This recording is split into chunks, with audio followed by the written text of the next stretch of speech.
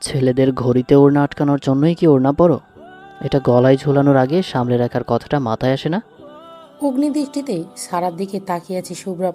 নির্জনকে দেখার পর থেকেই রাগে মাথা ফেটে যাচ্ছে তার। এখন আবার সারার ওড়না ওর ঘড়িতে আটকে যাওয়ায় রাগটা চরম মাত্রায় পৌঁছে গেছে। সারা ভয়ে যত তাড়াতাড়ি সম্ভব ওড়না ছাড়ানোর চেষ্টা করে চলেছে, কিন্তু ভয়ে হাত পা কাঁপার কারণে আরও প্যাঁচ লাগিয়ে দিচ্ছে। শুভ্রব বিরক্তি নিয়ে বলল, স্টপ ইট। অনেকক্ষণ যাবৎ টলারেট করছি। বলেই নিজের হাতের ঘড়িটা খুলে সারার হাতে ধরিয়ে দিয়ে সেখান থেকে চলে যেতে লাগলো। আরে আপনার ঘড়িটা। ওটা তোমার বরকে বা ফিউচার বরকে গিফট দিও, ভালোই দাম আছে। এমন কথা শুনে সারা আহম্মকের মতো তাকালো। সারার দিকে এক পলক তাকিয়ে গটগট করে হেঁটে সেখান থেকে চলে গেল শুভ্রব। যে উদ্দেশ্যে এখানে এসেছিল নির্জনের জন্য, সেটা সম্পূর্ণ করতে পারল না। ভাবতেই হাত মুষ্টিবদ্ধ করে ফেলল শুভ্রব। গাড়ি হঠাৎ থেমে যেতে সামনের দিকে ঝুঁকে পড়লাম। শান্ত দৃষ্টিতে মুহূর্তে পরিবর্তন করে বিরক্ত ভরা চাউনি নিয়ে তাকালাম নির্জনের দিকে। নির্জন আমার দিকে রাগে দৃষ্টিতে নিক্ষেপ করে কাট কাট গলায় বললেন, কি সমস্যা তোমার? আমার দেখি কাস্টমার সূর্যের মতো মনে হচ্ছে। সে প্রথম থেকে খেয়াল করছে। তাকিয়ে আছো তো তাকিয়ে আছো। ডিরেক্ট প্রশ্ন শুরুতে খানিকটা অপ্রস্তুত হয়ে পড়লাম। এতক্ষণ ধরে এক দৃষ্টিতে তাকিয়েছিলাম, খেয়ালই ছিল না যে নির্জন কি ভাববেন। চোখ ঘুরিয়ে জানালা দিয়ে বাইরে দৃষ্টি নিক্ষেপ করলাম। অতি সন্তর্পণে চোখের কোণে জমাট বাঁধা অশ্রুকণাগুলো মুছে নিলাম। নির্জন আবার গাড়ি স্টার্ট দিলেন। গাড়ি এসে একটা অপরিচিত জায়গায় এসে থামলো। এদিক সেদিক চোখ বুলিয়ে দেখলাম একটা বাংলো। পার্কিং এরিয়ায় গাড়ি থামিয়েছে নির্জন। নির্জন সামনের দিকে তাকিয়েই বললেন, নামো। আমি অবগত মিশ্রিত কণ্ঠে বললাম, মানে এখানে এটা আমার বাংলা, আমার নিজের। কিন্তু আমায় এখানে কেন নিয়ে এলেন? আমার ক্রমাগত প্রশ্নবাণে নির্জন যে ততষ্ট হয়ে গেছেন সেটা তার চেহারা দেখে বোঝা যাচ্ছে। চোখ পাকিয়ে আমার দিকে তাকাতেই থতমত খেয়ে গেলাম। দ্রুত বেগে গাড়ি থেকে বেরিয়ে এলাম। নির্জনের পিছু পিছু বাংলোর ভেতরে ঢুকলাম। বাংলোটা ডুপ্লেক্স, অনেক বড় হলেও পুরো বাংলোই ফাঁকা, কোনো মানুষজন নেই। তবে সবটা বেশ সুন্দর করে সাজানো গোছানো। সিঁড়ি দিয়ে উঠতে উঠতে নির্জন কাউকে কল দিলেন। হ্যাঁ নেহাল, বাংলাতে কয়েকজন মহিলা সার্ভেন্ট লাগবে। 1 ঘন্টার মধ্যে পাঠিয়ে দেবে। রিমেম্বার, ফিমেল সার্ভেন্ট লাগবে তোর ভাবের জন্য। আমি থাকবো না, আবার থাকবো, ওসব নিয়ে তোর ভাবতে হবে না। জাস্ট সার্ভেন্ট আর 1 উইকের বাজারের ব্যবস্থা করে ফেল, ওকে? ওনার কথা শুনে তপ দেখিয়ে গেলাম। 1 উইকের জন্য মানে? আর এসব ব্যবস্থা কেন করছেন? কে থাকবে এখানে?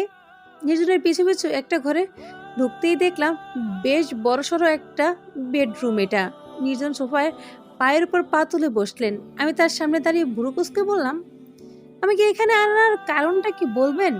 নির্জন এক পলক আমার দিকে তাকালেন, নিজের স্যুটটা গা থেকে খুলতে খুলতে বললেন, এত প্রশ্ন তোমার মনে কেন জাগে? এমনিতে অফিস থেকে ক্লান্ত শরীর নিয়ে তোমার ভার্সিটি গেলাম, একটু পর আবার পার্টি অফিস যেতে হবে। কই জিজ্ঞেস করবে চা খাবে নাকি কফি? সেটা না করে ভাঙা রেকর্ডের মতো একটা প্রশ্ন করেই যাচ্ছ। বড় বড় চোখে মুখ হাঁ করে তাকালাম। তিতিক্ষি মেজাজ কড়া গলায় বললাম, এভাবে হঠাৎ একটা অপরিচিত জায়গায় নিয়ে এলেন, এমন প্রশ্ন করাটা কি স্বাভাবিক নয়?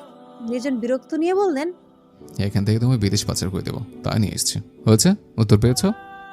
মানে কি? আপনি মজা নিচ্ছেন আমার সাথে? আমি কিন্তু সিরিয়াসলি জিজ্ঞেস করছি। নির্জন তাচ্ছিল হাসি দিয়ে বললেন, যাক, এটুকু অন্তত বিশ্বাস করতে পেরেছে যে আমি পাচারকারী নই। যাই হোক, এখন থেকে এখানে তুমি থাকবে। বিয়ের আগ পর্যন্ত এটাই তোমার বাড়ি। তোমার বাবা মাকে জানিয়ে দিচ্ছে। আর হ্যাঁ, বিয়েটা 1 সপ্তাহের মধ্যেই সেরে ফেলবো আমরা। বিস্ময় বিহ্বল দৃষ্টিতে তাকালাম। এত তাড়াহুড়োর কি আছে? আর এখানে আটকে কেন রাখবেন আমায়?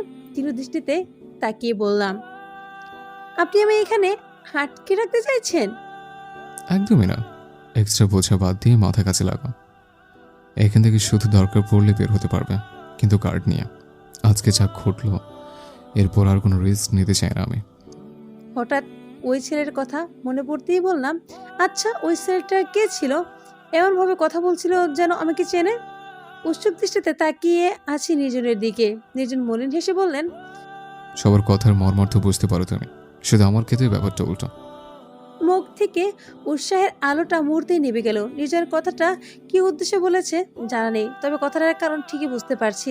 কিন্তু এটাও তো ঠিক যে আমার কিছু করার নেই। সারা পৃথিবী ভুল, নির্জন একাই ঠিক, এমনটা তো আর সম্ভব নয়। ভেজা কণ্ঠে বললাম, বিশ্বাসটা তো আপনি নিজেই হাতে ভেঙে গুঁড়িয়ে দিয়েছেন নির্জন। আপনার কোনো কথাই এখন আর আমার বিশ্বাস হয় না। সেটার মর্মতা খোঁজার চেষ্টা তো দূরের কথা। নির্জন বসা থেকে উঠে দাঁড়ালো, আমার দু বাহু দু হাত চেপে ধরে রক্তচক্ষু নিয়ে তাকালো, আমাকে জায়গা জায়গায় দাঁত দাঁত চেপে বললেন, বারবার এক কথা, একই কথা রিপিটেশন কেন করো তুমি? আস্ত একটা টাফার তুমি। আমার কথাগুলো ভালোভাবে অ্যানালাইসিস করলে ঠিকই সবটা বুঝতে পারতে, কিন্তু না, তুমি তো আছো তোমার জেদ নিয়ে। কথা বলতে বলতে নির্জনের হাত আগলা হয়ে এলো ধীরে ধীরে। বাহু থেকে ওনার হাত দুটো সরিয়ে দিলেন। অশ্রুসিক্ত চোখে তাকিয়ে বললাম, অনেক কষ্টে টলারেট করছেন আমায়, তাই না? আমার প্রতি এত রাগ, এত বিরক্ত, তাহলে বিয়ে করছেন কেন? নিজের ব্যক্তি স্বার্থের জন্য নাকি চাহিদা পূরণের জন্য? আ কথা শেষ করার আগে নির্জন এক হাতে গাল চেপে ধরলেন। তার চোখ দিয়ে যেন আগুন ঝরছে। গাল থেকে হাত ছাড়াতে চাইলে আরো জোরে চেপে ধরলো। চোখ দিয়ে গড়গড় করে পানি গড়িয়ে পড়ছে আমার। নির্জন একদম আমার সাথে ঘেঁষে দাঁড়িয়ে বলল, অনেকক্ষণ ধরে সহ্য করছে, না স্বার্থের জন্য বিয়ে করেছে, না চাহিদার জন্য। নিজের অধিকার আমি এমনি এমনি কাটাতে পারি তোমার উপর, বাধা দেওয়ার ক্ষমতা তোমার নেই। কিন্তু সেটা আমি এত বছরেও করিনি, ভবিষ্যতেও করব না।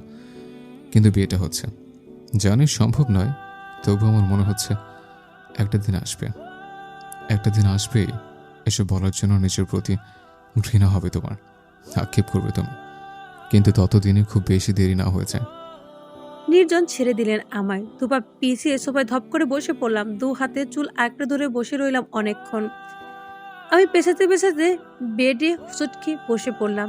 হাত দিয়ে মুখ চেপে ধরে শব্দ করে কেঁদে দিলাম। নির্জনকে কেন যেন মনে প্রাণে বিশ্বাস করতে ইচ্ছে করছে, কিন্তু ওর পক্ষে তো কোনো যুক্তি নেই। সব প্রমাণ ওর বিপক্ষে। হঠাৎ কানে ভেসে এলো, কেঁদো না প্লিজ, সহ্য হচ্ছে না আমার, কান্না থামাও। I said stop crying. কেন থামছেই না? তবুও দুজনের ঘরে দুই প্রান্তে বসে আছে। নিজের মাথা নিচু করে শীতল কণ্ঠে বললেন, নিজের দোষে নিজে কষ্ট পাচ্ছ, কেন বুঝো না আমায়? বিয়েটা আমাদের দুজনের জন্যই দরকার। তোমার জন্য কি দরকার সেটা না হয় নাই বললাম, কিন্তু আমার যে শ্বাস নেওয়ার জন্য হলেও তোমাকে প্রয়োজন, বেঁচে থাকার জন্য তোমাকেই চাই। আমার জীবনের অবিচ্ছেদ্য অংশ তুমি। অস্ত্রসিক্ত চোখে তাকালাম। নির্জনের কথাগুলো একটু মিথ্যে নয় আমি জানি, কিন্তু একটা কিন্তু থেকেই যায়, যেটা আমার জন্য সবচেয়ে বড় বাধা। নির্জন আবার বলল, এই একটা মাস আমি কিভাবে কাটিয়েছি জানো? তোমার কথাগুলো কানে বাজত, তোমার সামনে যেতে পারতাম না, তুমি আমার মুখ দেখবে না বলেছ, তবুও দূর থেকে রোজ তোমায় দেখতাম। আজও গিয়েছিলাম, কিন্তু আর আড়ালে থাকতে পারলাম না। যাই হোক, এখন সব কথা বাদ দাও, গিয়ে ফ্রেশ হয়ে চেঞ্জ করে নাও, কাপড়ে তোমার প্রয়োজনীয় সব কিছু রাখা আছে। নির্জন চলে গেলেন। আমি চোখ মুছে স্বাভাবিক হলাম। কেন যেন কেউ আমার সবটা ক্লিয়ার করে বলছে না। 3 দিন ধরে এই বাংলোতেই বন্দি আছি। যদি একদম বন্দি নেই, সারা বাড়ি বাগান ঘুরতে ঘুরতেই সময় কাটে। বাইরে যাওয়ার বারণ নেই, তবে বাসায় বা কারো সাথে দেখা করতে যাওয়া যাবে না। যেন কেউ আমার অবস্থান জানলেই আক্রমণ করবে। বাবা মায়ের সাথে রোজই কথা হয়, কিন্তু তাদের কোনো হেলদোল নেই। মেয়ে কোথায় আছে সেটা নিয়ে কোনো রকম মাথা ব্যথা নেই তাদের। নির্জনের সাথে আছি মানে আমি সবচেয়ে নিরাপদ আছি, এটা তাদের ধারণা। নির্জনও এখানেই থাকে, তবে অন্য ঘরে। আমার সাথে দেখা হয় না তেমন, সারাক্ষণই ব্যস্ত থাকে। বাবার ব্যবসা, রাজনীতি, আরও কত কি। বিকেলের দিকে করিডোর দিয়ে হাঁটার সময় হঠাৎ নির্জনের ঘরের সামনে দিয়ে পাশ কাটিয়ে যেতে থেমে গেলাম। নির্জন এখন বাড়িতে নেই। এই সুযোগ, ওর ঘরটা একবার সার্চ দিলে কেমন হয়? কিছু না কিছু তো পাবই। যেইভাবে সেই কাজ, হ্যান্ডেল মোচড় দিতেই দরজা খুলে গেল। আরে পা, লক করা না, এ তো মেঘনা চাইতে জল। খুশি মনে দরজা ঠেলে ভেতরে ঢুকতে সামনে তাকিয়ে বেশ বড়সড় শট খেলাম। এ আমি কি দেখছি? চোখের সামনে সবকিছু ঝাপসা হয়ে এলো। অস্পষ্টভাবে কিছু দৃশ্যপটে ভেসে উঠতে লাগলো, সাথে সাথেই মাটিতে লুটিয়ে পড়লাম। তারপর সব অন্ধকার হয়ে এলো। মেয়েটাকে কোনো ধরনের ট্রমাটিক সিচুয়েশনে ফেলতে নিষেধ করেছিলাম আপনাদের। এত মেন্টাল প্রেশার ও সহ করতে পারবে কিভাবে? জি ডক্টর, ব্রেনে internally bleeding, injury, stroke to কোমে পর্যন্ত চলে যেতে পারে। আমি সব জানি ডক্টর। নির্জন হাতে হাত চেপে থম মেরে বসে আছে। ভেতর ভেতরে ভেঙে গুড়িয়ে গেলেও উপর দিয়ে যথাসাধ্য শক্ত থাকার চেষ্টা করছে। ডক্টর ওর কাঁধে হাত দিয়ে নরম সুরে বললেন, I can understand your condition young man. নিজের চোখের সামনে নিজের প্রিয়তমার এই অবস্থা সহ করা বুকে পাথর চাপা দেওয়ার চেয়েও বেশি ভয়াবহ। But we have to admit the reality my boy. Nirjon মুখে জোরপূর্বক হাসি রেখা টেনে বলল, আমি ঠিক আছে ডক্টর, সব মেনেও নিয়েছে। গুঞ্জনে যদি কিছু মনে নাও পড়ে, তবু আমি কখনো ওকে জোর করে কিছু মনে করাবো না, সত্যিটা কখনো জানাবো না, কারণ সব শুনলে ওর ব্রেনে আবার চাপ পড়বে। গুঞ্জন সুস্থ থাকুক, ভালো থাকুক, এটাই আমি চাই। আমি অনেক ধৈর্যশীল। মেয়েটাকে এত ভালোবাসো বলেই সব কিছু হাসি মুখে সহ্য করে নিচ্ছ। সবাই এটা পারে না। নির্জন তার প্রেয়সীর নিদাচ্ছন্ন মুখের দিকে তাকিয়ে মলিন হেসে বলল, ওর জন্য সব করতে পারি আমি, সব। ধীরগতিতে চোখ মেলে তাকালাম। ঝাপসা অক্ষিপট ক্রমশ স্বচ্ছ থেকে স্বচ্ছতর হচ্ছে।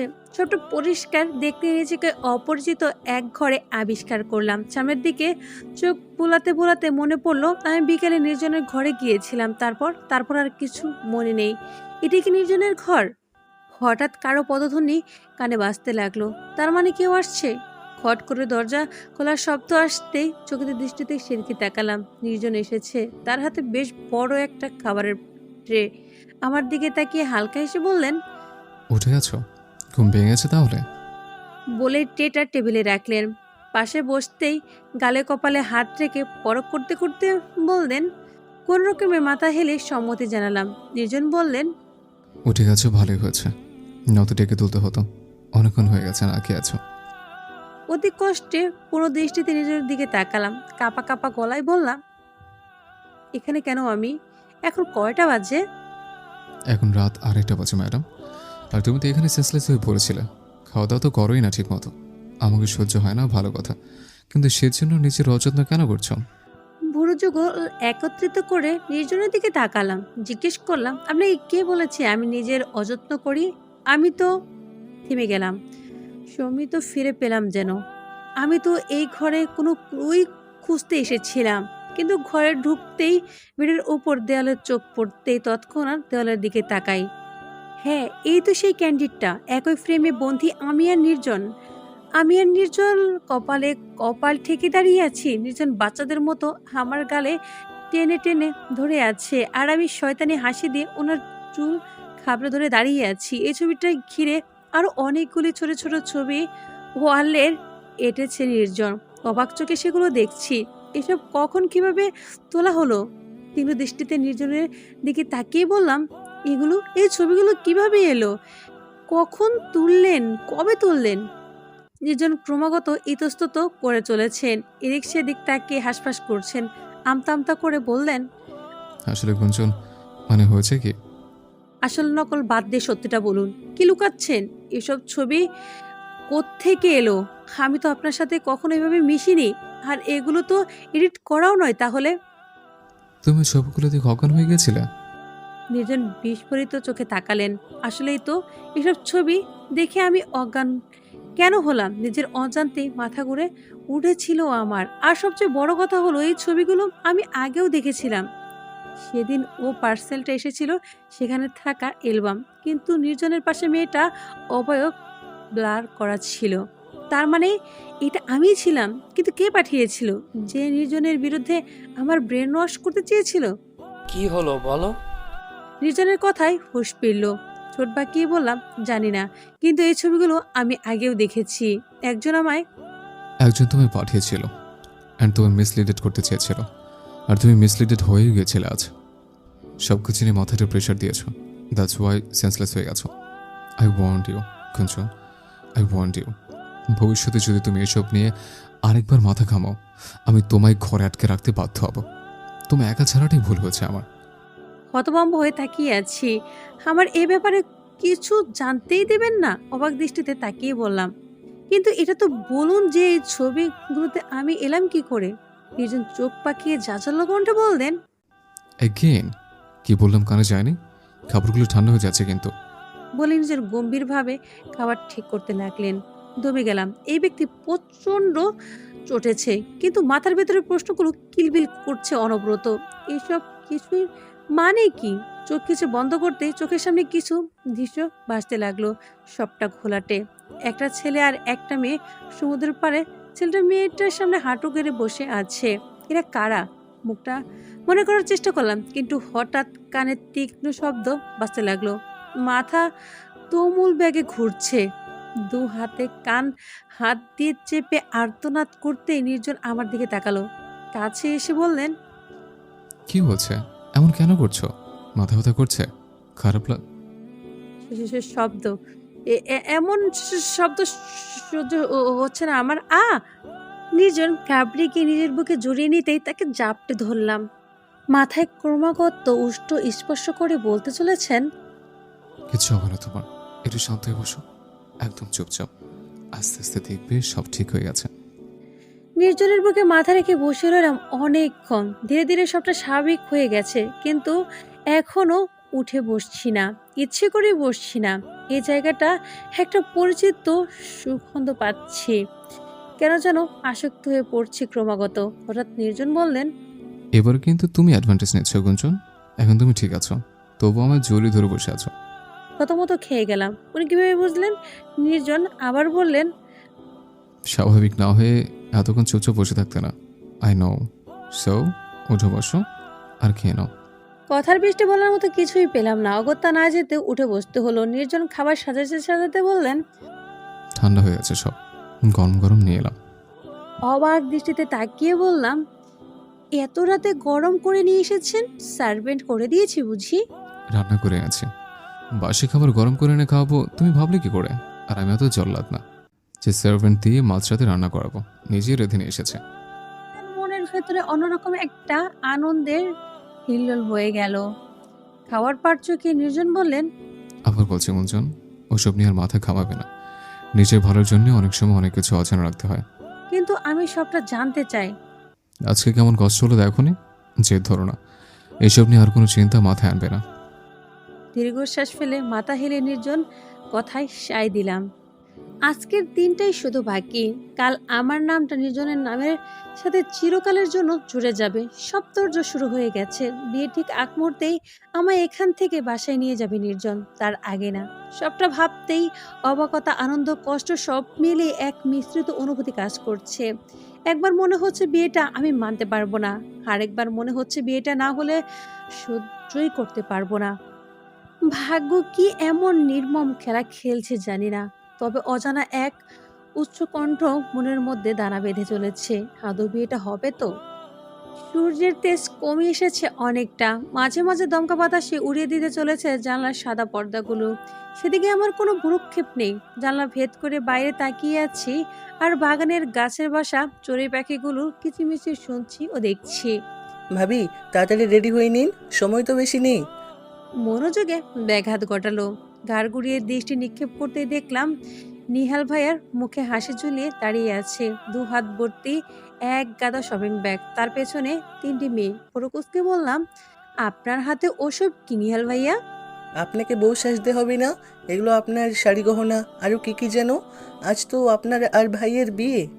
নিহাল ভাইয়া মুখের হাসিটা আরো প্রসারিত করে বললেন কথাটা।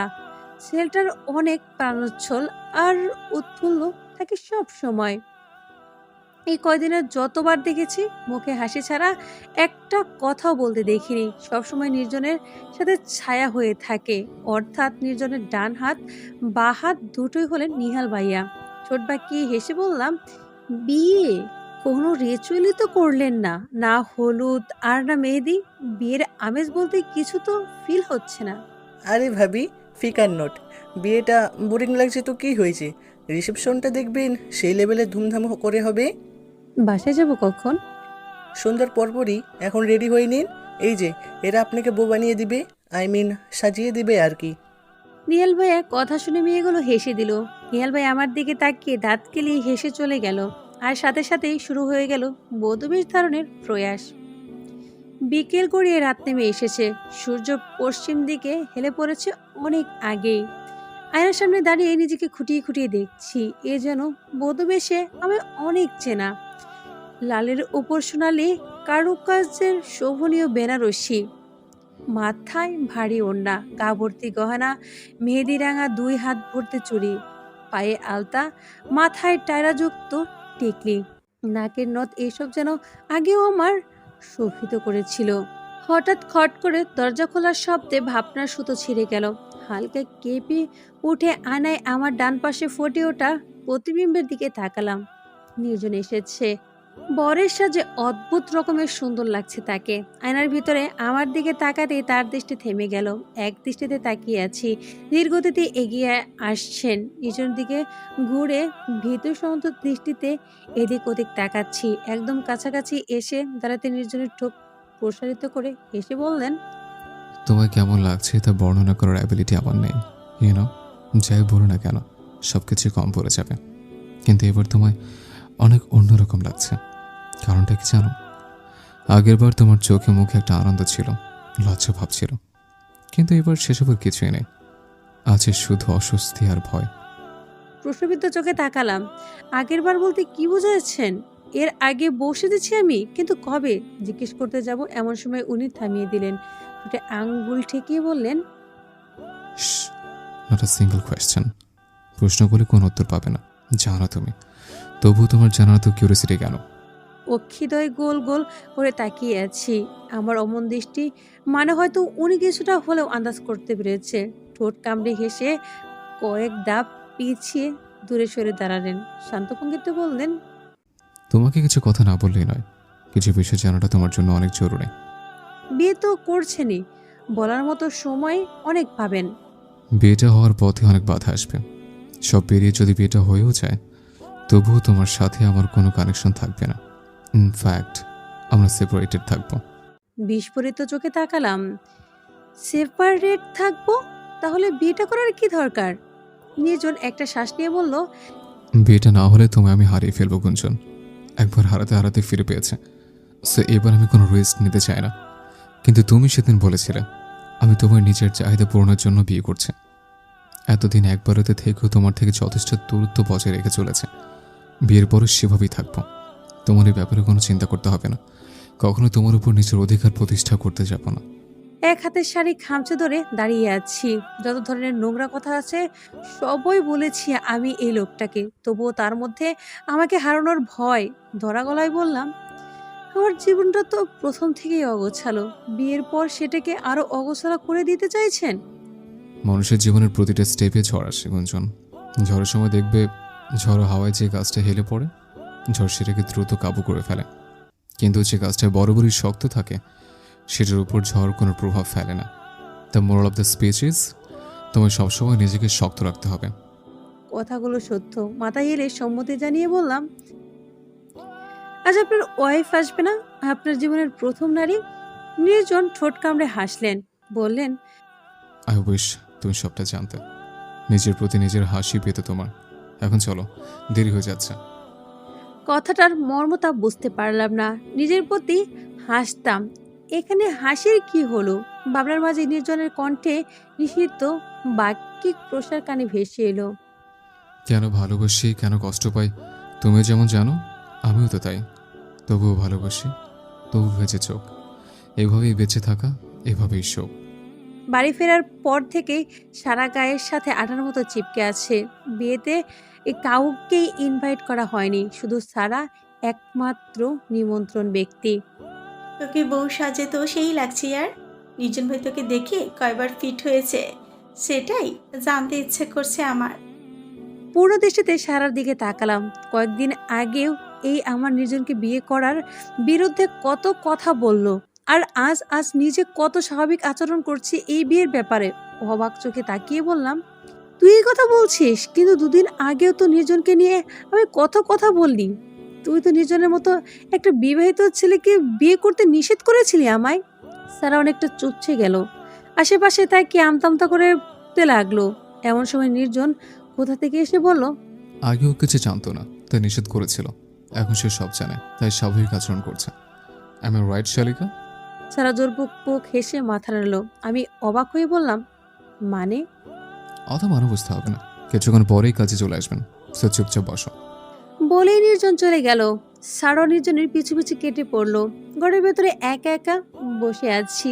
বেশ কিছুক্ষণ পর দরজা খোলার শব্দে চোখের দৃষ্টিতে মাথা তুলে সামনে তাকাতেই দেখলাম একটা অপরিচিত লোক ঘরে প্রবেশ করলো। মুখটা রুমাল দিয়ে বাঁধা বিদেই চেনা যাচ্ছে না। তার দিকে ভীত দৃষ্টিতে তাকিয়ে বললাম, কে কে কে কে আপনি? লোকটা আমার মুখের উপর কিছু একটা স্প্রে করতেই কথা শেষ হওয়ার আগে চোখের সামনে অন্ধকার ঘনিয়ে এলো। মুহূর্তেই ঢলে পড়লাম সেই অন্ধকার রাজ্যে। চোখ খুলতে নিজেকে একটা পরিত্যক্ত বাড়ির লিভিং রুমে আবিষ্কার করলাম। অস্পষ্ট টিমটিমে আলোয় বুঝলাম এখানে আমি ব্যতীত আর কেউ নেই। সেই বধূ সাজে এখনো সজ্জিত আমি। তার মানে নির্জনের আশঙ্কাই ঠিক হলো। বিয়ের পথে বাধাগুলো আমরা পেরোতে পারলাম না, কিন্তু আমাকে এখানে আনলো কে? নড়াচড়া করার চেষ্টা করতে ব্যর্থ হলাম। হাত পা চেয়ারের সাথে বাঁধা। চিৎকার করতে যাব এমন সময় কেউ বলে উঠল, welcome to my world Mrs Afran Johayer Nirjon. কিন্তু নির্জনের বইয়ের পরিচয়টা খুব দ্রুতই মুছে দেব তোমার জীবন থেকে। You will start a new journey with a new introduction. তোমার নতুন পরিচয়, আর সেটা হলো মিসেস শুভ্রপ আফনাদ। সুপ্রভ আহনাদ? বিস্মিত চোখে সামনে দাঁড়ানো ব্যক্তির দিকে তাকালাম। সে কুটি হাসি দিয়ে বলল, ইয়েস, আমি শুভ্রপ। চিনতে পেরেছ নিশ্চয়? এটা তো সেদিনের ভার্সিটি দেখা সেই ছেলেটা। ইনার নাম তো সুপ্রভ। ইনি আমাকে এইভাবে ধরে এনেছে কেন? আমি তো ওনাকে চিনিও না। অবাক হয়ে বললাম, আপনি আমাকে এইখানে কিডন্যাপ করে এনেছেন? সুপ্রভ মুখের হাসিটা আরো প্রসারিত করে বললে, do you have any confusion? রাগ লাগছে প্রচুর। বিস্ফোরিত চোখে তাকিয়ে বললাম, কেন এনেছেন এখানে? আজ তো নির্জনের সাথে বলার আগে সুপ্রভ ডান হাত দিয়ে আমার গাল চেপে ধরলো। তার মুখের হাসি মুহূর্তেই পরিবর্তনে হিংস্র রূপ ফুটে উঠল। ব্যথায় উপড়ে উঠতেই চোখ খিচে বন্ধ করে ফেললাম। সুপ্রভ অগ্নিদৃষ্টি তাকিয়ে বলল, তুমি ভাবলে কি করে আমি বেঁচে থাকতে ওই নির্জনের সাথে তোমার বিয়ে হতে দেব? একবার গোপনে বিয়েটা হয়েছিল বলে কিছু করতে পারিনি। এবারও গোপনে হলেও সেটা আমি সব জানতাম। তাই তোমার আর নির্জনের মিলনে জীবনে আমি হতে দেব না। সুপ্রভ সামনে থেকে সরে গেল। হতভম্ব হয়ে বললাম, গোপনে বিয়ে হয়েছিল মানে? কার বিয়ে হয়েছিল?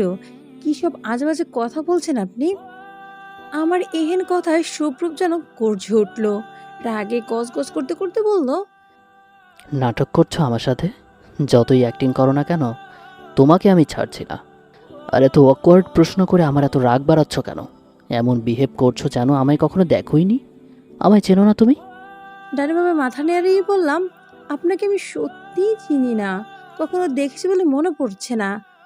Again again drama.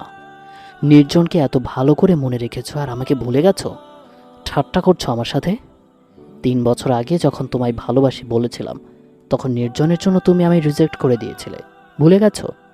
তুমি বলেছিলে নির্জনের সাথে তোমার পারিবারিকভাবে বিয়ে হয়ে গেছে, তুমি বিবাহিত। মাথার ওপর যেন আকাশ ভেঙে পড়ল। 3 বছর আগে নির্জনের সাথে আমার বিয়ে হয়েছিল। সুপ্রভ আমায় প্রপোজও করেছিল। তার মানে সেই বিয়েটা আমার আর নির্জনের মধ্যে হয়েছিল। আর আমি এতদিন বোকার মতো ওকে কষ্ট দিয়ে এসেছি। নির্জন এজনের প্রথম থেকে আমায় বউ বলে সম্বোধন করতো। আমাকে উনি আগে থেকেই চিনতো। হয়তো সুপ্রভের কথাই সত্যি, নয়তো নির্জনের ঘরে এইসব ছবির মানে কি? কিন্তু কিভাবে কি হয়েছে আমার তো কিছুই মনে পড়ছে না। কেন? সুপ্রভ এগিয়ে এসে আমার দিকে খানিকটা ঝুঁকে দাঁড়ালো। অনেকটা শান্ত গলায় বলল, তুমি জানো সেদিন আমার মনের অবস্থা কি হয়েছিল? বারবার মনে হচ্ছিল আমারই প্রাণের বন্ধু আমারই প্রাণ ভ্রমণাকে কেড়ে নিল। কিভাবে পারলো এত স্বার্থপর হতে? সুপ্রভের কণ্ঠে আকুতি। কথা শুনে বোঝা যাচ্ছে মনের ভেতরে কষ্টর পাহাড় জমিয়ে রেখেছে। কিন্তু আমার মাথায় যে এসব কথা কিছুই ঢুকছে না, কিছুই উপলব্ধি করতে পারছি না আমি। সুপ্রভ পিছিয়ে গেল, উল্টো করে হাত দিয়ে চোখ চেপে ধরলো। চোখের জল আড়াল করছে। সুপ্রভ কাঁদছে। বাবা সবসময় বলতো, ছেলেদের মন পাথর দিয়ে তৈরি করে নিতে হয়। মেয়েরা যেমন একটু কষ্টেই ফ্যাস ফ্যাস করে কাঁদতে থাকে, ছেলেরা তেমনটা পারে না। ছেলেদের কাদার অধিকারটা নাকি সীমিত। সুপ্রভ ভাঙা গলায় বলল, তোমায় সবটা খুলে বলবো। কিছু হয়তো তুমি জানো, কিন্তু অনেক কিছুই জানো না। তোমায় জানতে হবে। শুনবে? আমি যেন কিছুই জানি না। সে তো আর শুভ্র জানে না। ওরে মনে করছে আমি নাটক করছি, কিন্তু আমার তো সত্যিই কিছুই মনে পড়ছে না। কেন যেন মনে হচ্ছে এক বিশাল রহস্য আছে যা আমার অজানায়, কিন্তু আমি তো জানতে চাই, আমায় জানতে হবে। মাথা নাড়িয়ে সম্মতি জানিয়ে শুভ্র বলা শুরু করলো। আমি আর নির্জন সেই স্কুল লাইফ থেকেই বেস্ট ফ্রেন্ড ছিলাম। সেম ক্লাসে পড়লেও নির্জন আমার থেকে 3-4 মাসের বড় ছিল। তবুও আমাদের মধ্যে অনেক গভীর সম্পর্ক ছিল, কিন্তু আমরা শুধু একে অপরকেই চিনতাম। পারিবারিকভাবে কোনো চেনা জানা ছিল না, সব কিছুই ভালো চলছিল। এইচএসসি পরীক্ষার পর আমার ড্যাড আমাকে না জানিয়েই ইউকেতে স্কলারশিপের জন্য অ্যাপ্লাই করে বসেন। সেজন্য আমায় একটা পরীক্ষায় বসতে হবে। আমি এটা শুনতেই না বলে দেই। একে তো নির্জনকে ছাড়া বাইরের দেশে যাওয়া আমার দ্বারা সম্ভব নয়, তার উপর আমি অত ভালো স্টুডেন্টও ছিলাম না। নির্জনকে জানাতেই ও আমায় অনেক বুঝিয়েছিল, পড়াশোনা, ক্যারিয়ার এসব করতে হলে স্যাক্রিফাইস করতেই হবে। ওর কথায় রাজিও হয়েছিলাম। নির্জনকেও আমার সাথে যেতে বলেছিলাম, কিন্তু ও রাজি হলো না।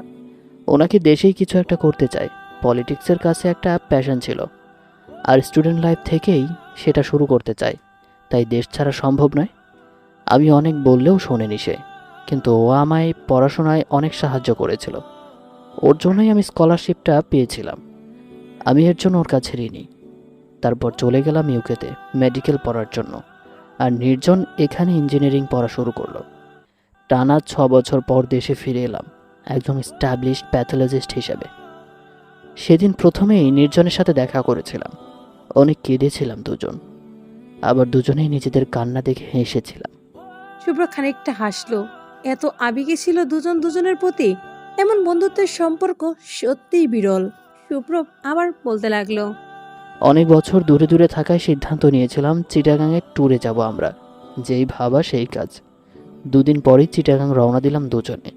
কিন্তু সেই ট্যুরটাই আমাদের জীবনের কাল হলো।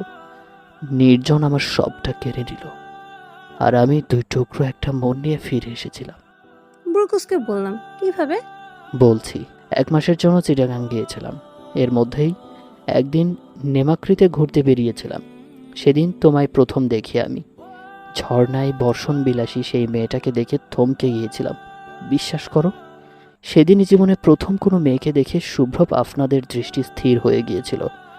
দূর থেকে তোমায় দেখেছিলাম, তোমার কথাবার্তায় বুঝেছিলাম তুমি বান্দরবনেই থাকো, আর প্রায় প্রতিদিনই এখানে আসো। হোটেলে ফিরে নির্জনকে সবটা জানালাম। ও অনেক হাসলো আমায় নিয়ে, আর জানালো কালকে ওর মা বাবা আসবেন। ওর বাবার বন্ধুর মেয়েকেও অনেক আগে থেকেই ভালোবাসতো। তার সাথে নির্জনের ঘরোয়াভাবেই রেজিস্ট্রি করে বিয়ে হবে কাল। বিয়েতে আমি যাইনি, কারণ আমায় যে আমার সেই বর্ষণ বিলাসীর কাছে যেতে হবে। কিন্তু সেই দিন সে এলো না। টানা 3 দিন পর তার সাথে দেখা মিলল। দেখার সাথে সাথেই তার সামনে গিয়ে প্রেম নিবেদন করেছিলাম, কিন্তু সে বলল তার বিয়ে হয়ে গেছে। কষ্টদায়ক হলেও মেনে নিয়েছিলাম। এরকমটা হওয়া অস্বাভাবিক নয়।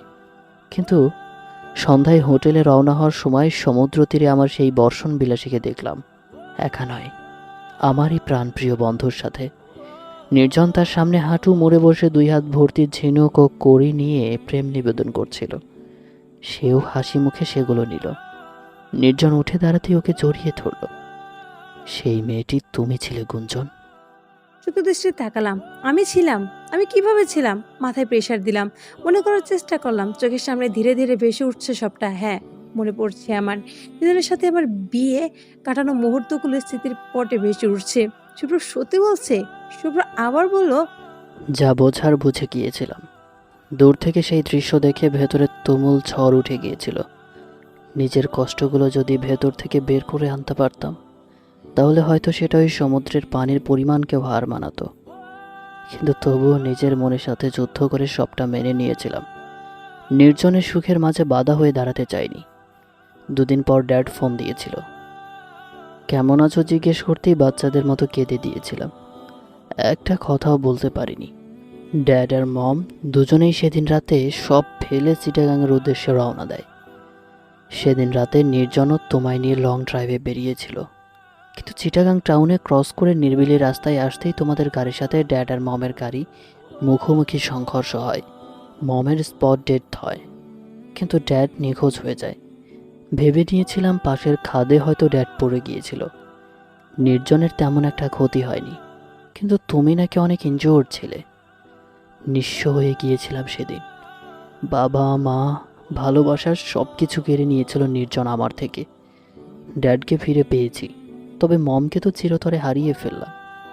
সায়ন্তী আপি বলেছে নির্জন নাকি ইচ্ছে করে ড্যাডকে মেরেছে। সায়ন্তী আপির কথার সত্যতা পরে বুঝতে পেরেছিলাম। তোমার বড় একজন খুনি। Yes, he is a murderer. বিস্ফোরিত চোখে তাকালাম, মাথা ভনভন করতে ঘুরতে ইতিমধ্যে। তারপরও এই কথাগুলো শুনে সারা শরীর যেন অসাড় হয়ে আসছে। নিজের খুনি, কম্পিত কণ্ঠে বললাম, মিথ্যে, সব মিথ্যে। নির্জন কাউকে অন্যায়ভাবে মারতে পারে না। আপনি মিথ্যে বলছেন। সুপ্রভ দূরে দাঁড়িয়ে হুঙ্কার ছেড়ে বলল, পারেও, সব করতে পারে। What the hell did you mean by মিথ্যে বলছেন? মিথ্যে বলে আমার লাভ কি? এমন সময় একটা মেয়ে মেন রোড দিয়ে ভেতরে প্রবেশ করলো। সুপ্রভ আর মেয়েটার গেট আপ একই রকম, white T shirt, black jeans আর ব্ল্যাক লেদারের জ্যাকেট। মেয়েটা ভেতরে প্রবেশ করতে এগিয়ে আসতে আসতে বলল, কাম ডাউন ব্রো, এনেই মেয়েটার উপর চেঁচামেচি শুরু করে দিয়েছিস। সুপ্রভ দাঁত চেপে বলল, ও কি বলেছে জানিস? ও বলছে নির্জন নাকি কাউকে মার্ডার করতে পারে না। এত বিশ্বাস, এত ভালোবাসা কিভাবে সহ্য করছি শুধু আমি জানি আপি। তার মানে এটাই সুপ্রভের বোন, যাকে এতক্ষণ ও সায়ন্তী আবি বলছিল। সায়ন্তী আমার দিকে বাঁকা হেসে তাকালো, চোখের সামনে থেকে চুলগুলো সরিয়ে দিতে দিতে বলল, নির্জনই মেরেছে আমাদের মবকে। ড্যাড তো ভাগ্যক্রমে বেঁচে গেছে, তবু নির্জনের উদ্দেশ্য ছিল ড্যাডকে মেরে ফেলা। সেটা বুঝেছিলাম যখন ড্যাডের মৃত্যু নিশ্চিত হতেই নির্জন পলিটিক্সে তার জায়গাটা দখল করে নিয়েছিল। নিজে ক্ষমতা লাভের স্বার্থেই নির্জন আমাদের বাবা মাকে খুন করেছিল। কি বলছে এসব? এরা নির্জন ক্ষমতার লোভে মানুষ খুন করে? অসম্ভব। একবার নির্জনকে ভুল বুঝে অনেক কষ্ট দিয়েছি, এবার আর সেই একই ভুল করতে চাই না আমি। কিন্তু নির্জনের সাথে কি আমার দেখা হবে আর কোনো দিন? আমার যে সব মনে পড়ে গেছে, সেটা কি ওনারা জানতে পারবে কখনো? মাথা কাজ করা বন্ধ হয়ে গিয়েছে। তুমুল গতিতে কানে সেই তীক্ষ্ণ শব্দ শুনতে পাচ্ছি। ভয়াবহ যন্ত্রণা শুরু হয়ে গেছে মাথায়, চোখের সামনে সবকিছু ঝাপসা ঝাপসা লাগছে। শুভ্র প্রচন্ড ক্রোধে ফোঁস করছে। এক পর্যায়ে আমার দিকে নজর যেতে অবাক হয়ে গেল। ব্যস্ত হয়ে আমার কাছে এসে হাঁটু মুড়ে বসতেই গালে মুখে হাত দিতে দিতে নাড়িয়ে জিজ্ঞেস করতে লাগলো, গুঞ্জন, এই গুঞ্জন, কি হয়েছে তোমার? এমন করছো কেন? তৎক্ষণাৎ আমি আর কিছু বলার মতো পরিস্থিতিতে নেই। মাথার ভেতর প্রচণ্ড যন্ত্রণায় আর্তনাদ করার সামর্থ্য নেই আমার। মুখ থেকে অস্পষ্ট স্বরে বের হচ্ছে শুধু, শুভ্র একে একে আমার হাত পায়ের বাঁধন খুলে দিতে দিতে বলল, গুঞ্জন, হেই, চোখ বন্ধ করো না প্লিজ, লেট মি চেক। শুভ্র আমার চোখের ভেতরের অংশ গভীর দৃষ্টিতে পরখ করতে শিউরে উঠে যেন, শঙ্কিত কণ্ঠে বলল, she has fallen into a big trauma. I think সেদিনের অ্যাক্সিডেন্টে ওর মেমোরি লস হয়েছিল। এখন আমি সবটা খুলে বলাই ওর ব্রেইনে অনেক প্রেশার পড়ে গেছে। সব মনে পড়েছে হয়তো, কিন্তু ওর ব্রেইন এসব নিতে পারছে না। না নিতে পারলেনি, ওকে ওর মতো থাকতে দে না। যে কোনো সময় ইন্টারনাল ব্লিডিং শুরু হয়ে যেতে পারে আপি, আই মিন ব্রেন স্ট্রোক। হলে হবে, কেন যে এই মেয়েকে নিয়ে এত পাগলামি করিস তুই আর নির্জন, আমি আজও বুঝতে পারলাম না। এখন তোর সাথে কথা কাটাকাটি করার ইচ্ছে নেই বলে বেঁচে গেলি। কিসের ইঞ্জেকশন এটা? তোর না জানলেও চলবে। অনেক দিন ধরে প্র্যাকটিস না থাকলেও ডাক্তারে ভুলে বসিনি। আই হোপ কিছুক্ষণের মধ্যেই ও ঠিক হয়ে যাবে। এবারও মরল না? তুই আর নির্জন কোনোভাবেই মেয়েটাকে মরতে দিবি না, তাই না? একদম ঠিক বলেছ মিস সায়ন্তী আফনাদ। গুঞ্জনের কোনো ক্ষতি হতে পারে না, as she is my one and only wife. মাথার ব্যথাটা ধীরে ধীরে কমে আসছে যেন, আস্তে আস্তে স্বাভাবিক হচ্ছি। ঝাপসা দৃষ্টি সে ক্রমশ স্বচ্ছ হয়ে আসছে। নির্জনকে দেখে একটা প্রশান্তির আশায় শিরায় শিরায় ছেয়ে গেছে। এই তো, ইনি তো আমার জীবনের সেই প্রেমময় পুরুষ। ওনাকে কিভাবে ভুলে গিয়েছিলাম আমি। ধীরে ধীরে উঠে দাঁড়ালাম। নিজের দিকে পা বাড়াতেই শুভ্র আমার হাত খপ করে চেপে ধরে বলল, ও এসেছে বলে আমি তোমাকে যেতে দেব এমনটা ভাবলে কি করে? তোমাকে আমি কোথাও যেতে দিব না। নির্জন ডোন্ট কেয়ার ভাব নিয়ে দাঁড়িয়ে রইল, বলল, আমি চেয়েছি বলেই গুঞ্জনকে কিডন্যাপ করে এখানে আনতে পেরেছিস, নয়তো ওর হাত ধরাটা তোর স্বপ্ন থাকতো আজীবন। শুভ্র ভুঁড়ি কুঁচকে বলল, তুই চেয়েছিস মানে? মানে তো খুব সিম্পল। আমি সবটা প্ল্যান করেছিলাম যেন তোর সামনে তোর অজানা সব সত্য সুনিপুণভাবে ফাঁস করতে পারি। কেউ একজনের ভালো মানুষের মুখোশটা আজ খুলতে হবে। এভাবে না করলে তো তুই বিশ্বাস করবি না। নির্জন পাশ থেকে শফিক আহমেদকে আফসোসের সুরে বললেন, কি বলছো তোমরা? আমার মাথায় কিচ্ছু ঢুকছে না। আর তুমি নির্জনের সাথে কি করছো ড্যাড? ও আমার মমকে মেরে ফেলেছে, তোমাকেও খুন করতে চেয়েছিল। শুভ্র মাথায় যেন আকাশ ভেঙে পড়লো, প্রচন্ড রকমের বিস্ময়ে বিহ্বল হয়ে সে বলল, আপনি? অবাক চোখে তাকালো সায়ন্তীর দিকে। নিজের বাবা মাকে খুন করতে চেয়েছিল এই মেয়ে? সায়ন্তী উত্তেজিত হয়ে বলল, ড্যাড, তোমার ভুল হচ্ছে। আমি কেন তোমাদের মারতে চাইবো? মাঝখান থেকে নির্জন বলল, সেটা তো আমি বলবো। তুমি কেন নিজের বাবা মাকে মারতে চেয়েছিলে? কারণ তোমার মা তোমার অপকর্মের মাঝে বাধা হয়ে দাঁড়িয়েছিলেন। শুভ্র অবাক হয়ে বলল, মানে? Sayanti is a drug importer. বিদেশ থেকে ড্রাগ আমদানি করে সেল করেও, পাশাপাশি এডিক্টেডও। ওর বিশাল নেটওয়ার্ক আছে। সেটাই ওর মা জেনে গিয়েছিল, নিষেধ করেছিল ওকে এসব করতে। নয়তো ওর কুকীর্তির কথা শফিক আঙ্কেলকে জানিয়ে দিবেন। কিন্তু সায়ন্তী অতি লোভে আর মাদকে আসক্ত থাকায় সেটা ছাড়তে পারেনি। সেজন্যই পথের কাঁটা সরিয়ে ফেলতেই সেদিন গাড়ি ব্রেক ফেল করেছিল। সেদিন অ্যাক্সিডেন্টের পর আমার তেমন ক্ষতি হয়নি, ধীরে ধাতস্থ হচ্ছিলাম। সামনের দিকে তাকাতেই দেখলাম সায়ন্তী অন্য একটা গাড়ি থেকে বেরিয়ে আসছে। মূলত ও তার মায়ের মৃত্যু নিশ্চিত করতে সেখানে গিয়েছিল, কিন্তু শৌভিক আফনাথকে খুঁজে পায়নি, কারণ তিনি পাশের জঙ্গলে লুকিয়েছিলেন আহত অবস্থায়। তোর মায় ওনাকে জোর করে লুকাতে বলেছিল, নয়তো সায়ন্তী তাকে মেরে ফেলত। সায়ন্তী চলে যাওয়ার পর আমি গুঞ্জনকে আমার পাশে বসে সামনের গাড়িটায় যাই। যদি কেউ বেঁচে থাকে তাহলে তাকে নিয়েই হসপিটালে যেতে হবে। সেখানে গিয়ে শফিক আঙ্কেলকে তোর মায়ের পাশে বসে বসে কাঁদতে দেখে তিনি আমার সংক্ষেপে সবটা বলেন। তারপর পুলিশে ফোন করে অ্যাক্সিডেন্টের কথা জানায়। ওই অ্যাক্সিডেন্টে গুঞ্জনের স্মৃতি চলে যায়, আর শফিক আঙ্কেল শারীরিক ও মানসিক কষ্টের কারণ কমায় চলে যায়। 1 বছর পর সুস্থ হলে স্বাভাবিক ছিল না। এত বছর আমিই তার ট্রিটমেন্ট করিয়েছি। শুভ্র সব শুনে থমকে গেল। আমার হাত ছেড়ে দিয়ে বিস্ময়ের দৃষ্টিতে তাকালো সায়ন্তীর দিকে। আমি ধীরে ধীরে নিজের দিকে এগিয়ে যেতে লাগলাম। সায়ন্তীর চোখ মুখ শক্ত করে তাকিয়ে আছে। শুভ্র প্রদীপ্ত স্বরে বলল, তুই এত নীচ, নিজের দোষটা নির্জনের উপর চাপিয়ে দিয়েছিস। তুই আমার মাকে মেরে ফেলেছিস, আমাদের বন্ধুত্ব নষ্ট করেছিস, একটা জঘন্য ব্যবসায় নেমেছিস। এত জঘন্য তুই? সায়ন্তী রাগী গলায় বলল, হ্যাঁ করেছি। বাবা মা এরপর তোকে নিঃস্ব করে দিতে চেয়েছিলাম। ভাগ্যের চোটে অ্যাক্সিডেন্টটা নির্জনের সাথে হয়েছিল, আমার আর এক্সট্রা প্ল্যান করতে হয়নি। আর এই মেয়েটার সাথে তোকে বিয়ে দিয়ে দেশ থেকে বিদায় করে দিতে চেয়েছিলাম, তাহলে আমার জীবনে আর কোনো বাধা থাকতো না। নির্জন বলল, এর জন্য গুঞ্জনের কাছে একটা অ্যালবাম পাঠিয়েছিল, যেন আমাকে ভুল বোঝে। হ্যাঁ, এতে ওর মনে তোমার প্রতি ঘৃণা সৃষ্টি করতে চেয়েছিলাম। আমি জানতাম ওর আগের কিছু মনে নেই, কিন্তু শুভ্রব জানতো না। সব দোষ এই মেয়েটার। ও যেদিন থেকে আমার খেলায় জড়িয়েছে সেদিন থেকে নির্জন এসে জুটেছে। ওর জন্য আমার সব ধ্বংস হয়ে গেল আজ। ওকে আমি বাঁচতে দিব না। কারো কিছু বুঝে ওঠার আগেই সায়ন্তী নিজের পকেট থেকে রিভলভার বের করে আমার দিকে তাক করে ফিগার আঙুল চাপ দিতেই সাথে সাথে নির্জন আমাকে ধাক্কা মেরে সরিয়ে দিতেই ফ্লোরে পড়ে গেলাম। গুলির আওয়াজ কানে ভেসে এলো। মুহূর্তে শুভ্র কণ্ঠ শুনতে পেলাম। নির্জন! গাড় ঘুরিয়ে দেখলাম নির্জন মাথা চেপে ধরে মাটিতে লুটিয়ে পড়লেন। ওনার কপালের ডান সাইডে গুলি লেগেছে, পিনকি দিয়ে রক্ত পড়ছে সেখান থেকে। আমার পুরো পৃথিবী থমকে গেল যেন। শান্তিকে পুলিশ এসে ঘিরে ফেললো। শুভ্র নির্জনের কাছে এসে বসে ওর মাথাটা নিজের কোলে রাখলো। বাচ্চাদের মতো শব্দ করে কেঁদে দিল শুভ্র। নির্জন, এটা কি করলি তুই দোস্ত? এটা কেন করলি? তোকে ছাড়া কিভাবে থাকবো আমি? এতদিন ভুল ছিলাম আমি। আমাকে তো মাপ চাইতেও দিলি না ইয়ার। মেরে ফেল আমায়, প্লিজ মেরে ফেল। নির্জন ব্যথায় কুকড়ে উঠতেই একটু হাসলো। শূন্য দৃষ্টিতে তাকিয়ে আছি, পাথর হয়ে গেছে যেন। অস্পষ্ট সুরে বললাম, এমনটা কেন হলো আমার সাথে? কি তোমার নামটা কখনোই পুরোপুরি জুড়বে না নির্জন? তুমি সম্বোধন। নির্জন অবাক হয়ে বলল, তো তোমার সব মনে পড়েছে? শব্দ করে কেঁদে দিলাম। ছুটে এসে নির্জনের কাছে গিয়ে কাঁদতে কাঁদতে বললাম, আমি এইভাবে এক করে যেও না নির্জন, মরে যাবো আমি। কি নিয়ে বাঁচবো বলো?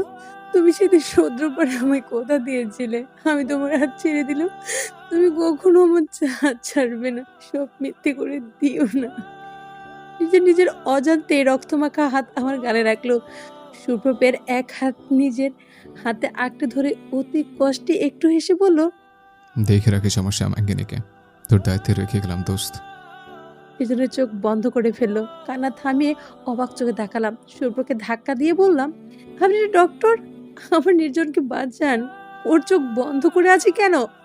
শুভ্র কান্না থামিয়ে নির্জনের পাল চেক করে বলল, শ্বাস চলছে, তোর কিচ্ছু হবে না নির্জন, আমি হতে দেব না।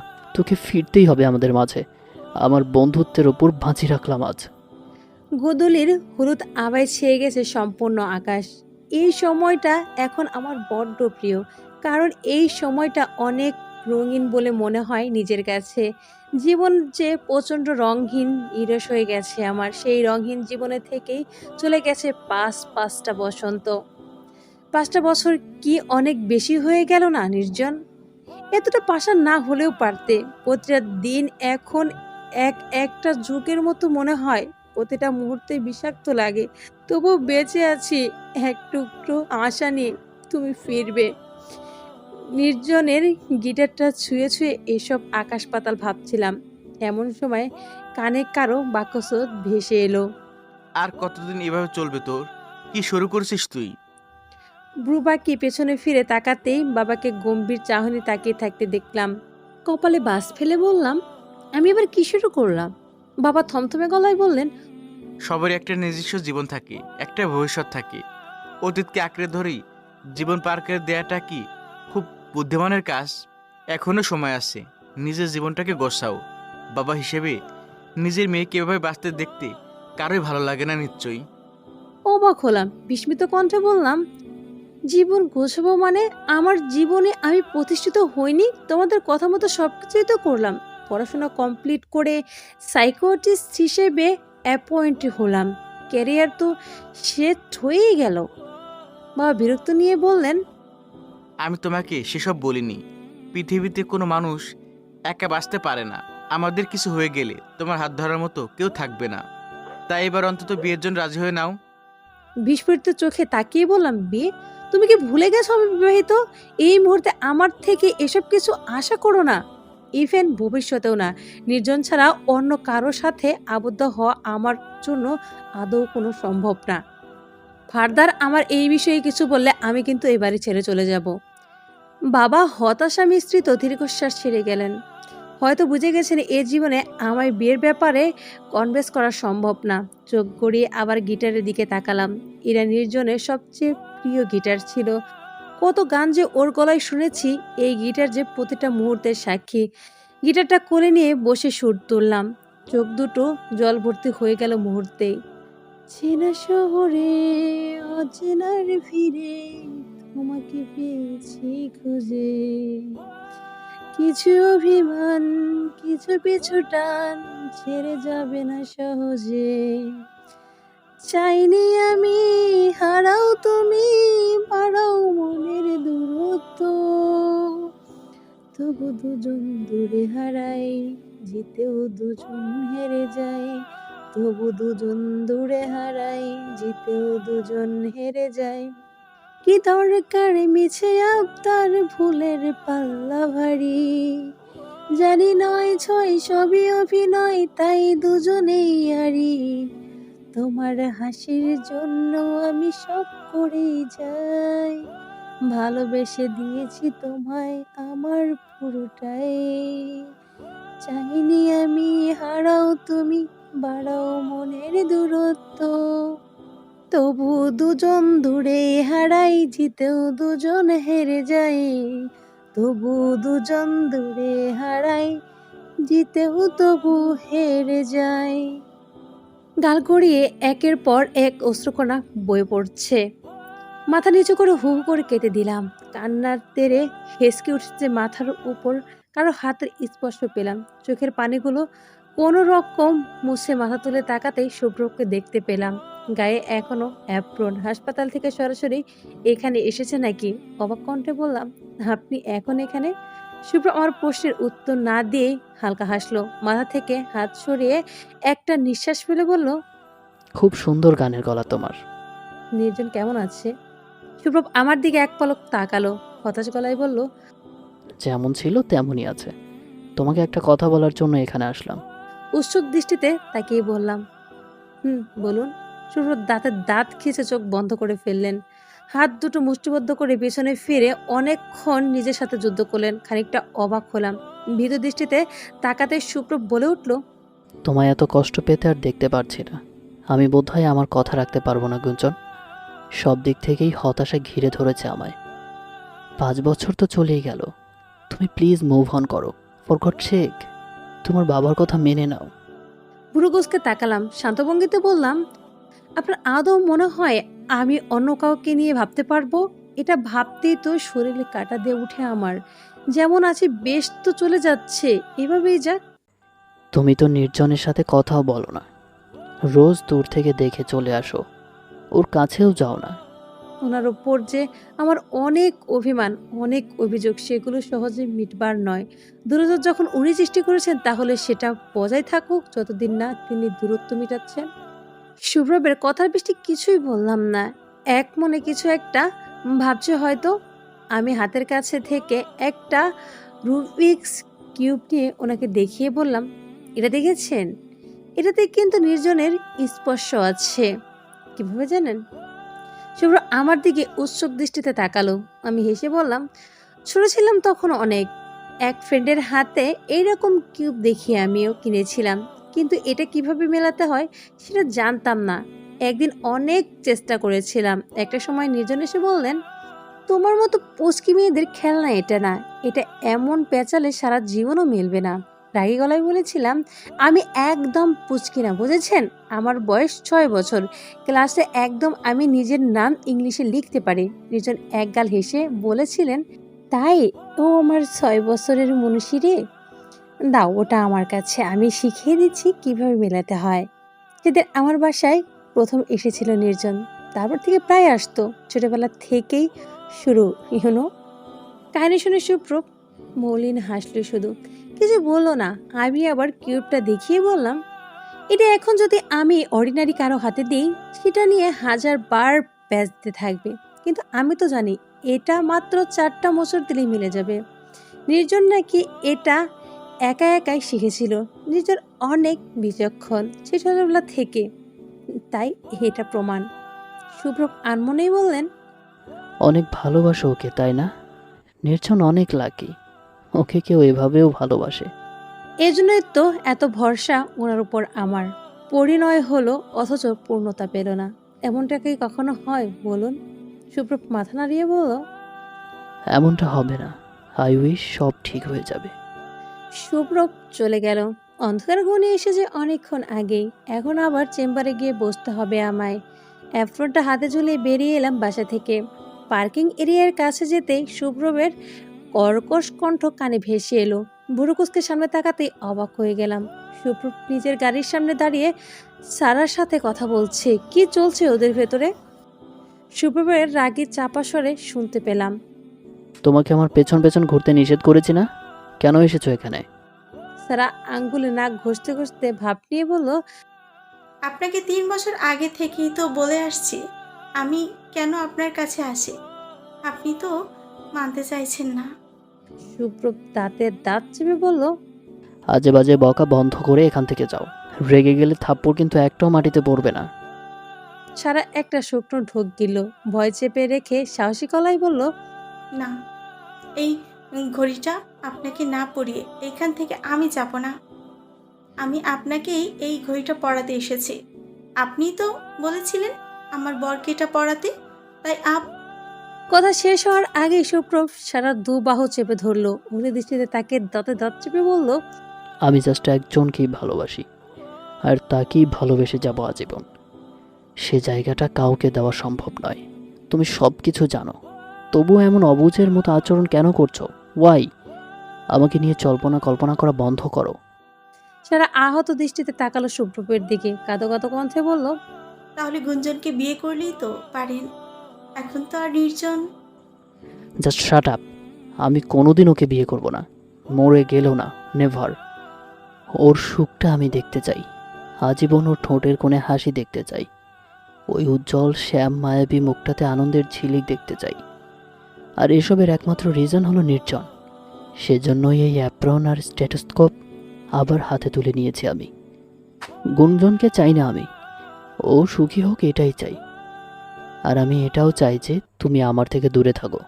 You deserve a better guy than me. Suprabh গাড়িতে উঠে চলে গেল। এক মুহূর্তের জন্য দাঁড়ালো না। সারা হাতের উল্টো পিঠ দিয়ে চোখ মুছে এলোমেলো পায়ে হেঁটে চলে গেল। হাতে হাত ভাঁজ করে এতক্ষণ এদের কাহিনী দেখছিলাম। চোখ বন্ধ করে একটা দীর্ঘশ্বাস ফেলে আনমনেই বললাম, ভালোবাসার সংজ্ঞাটা আপনার কাছ থেকে শেখা উচিত সুপ্রভ।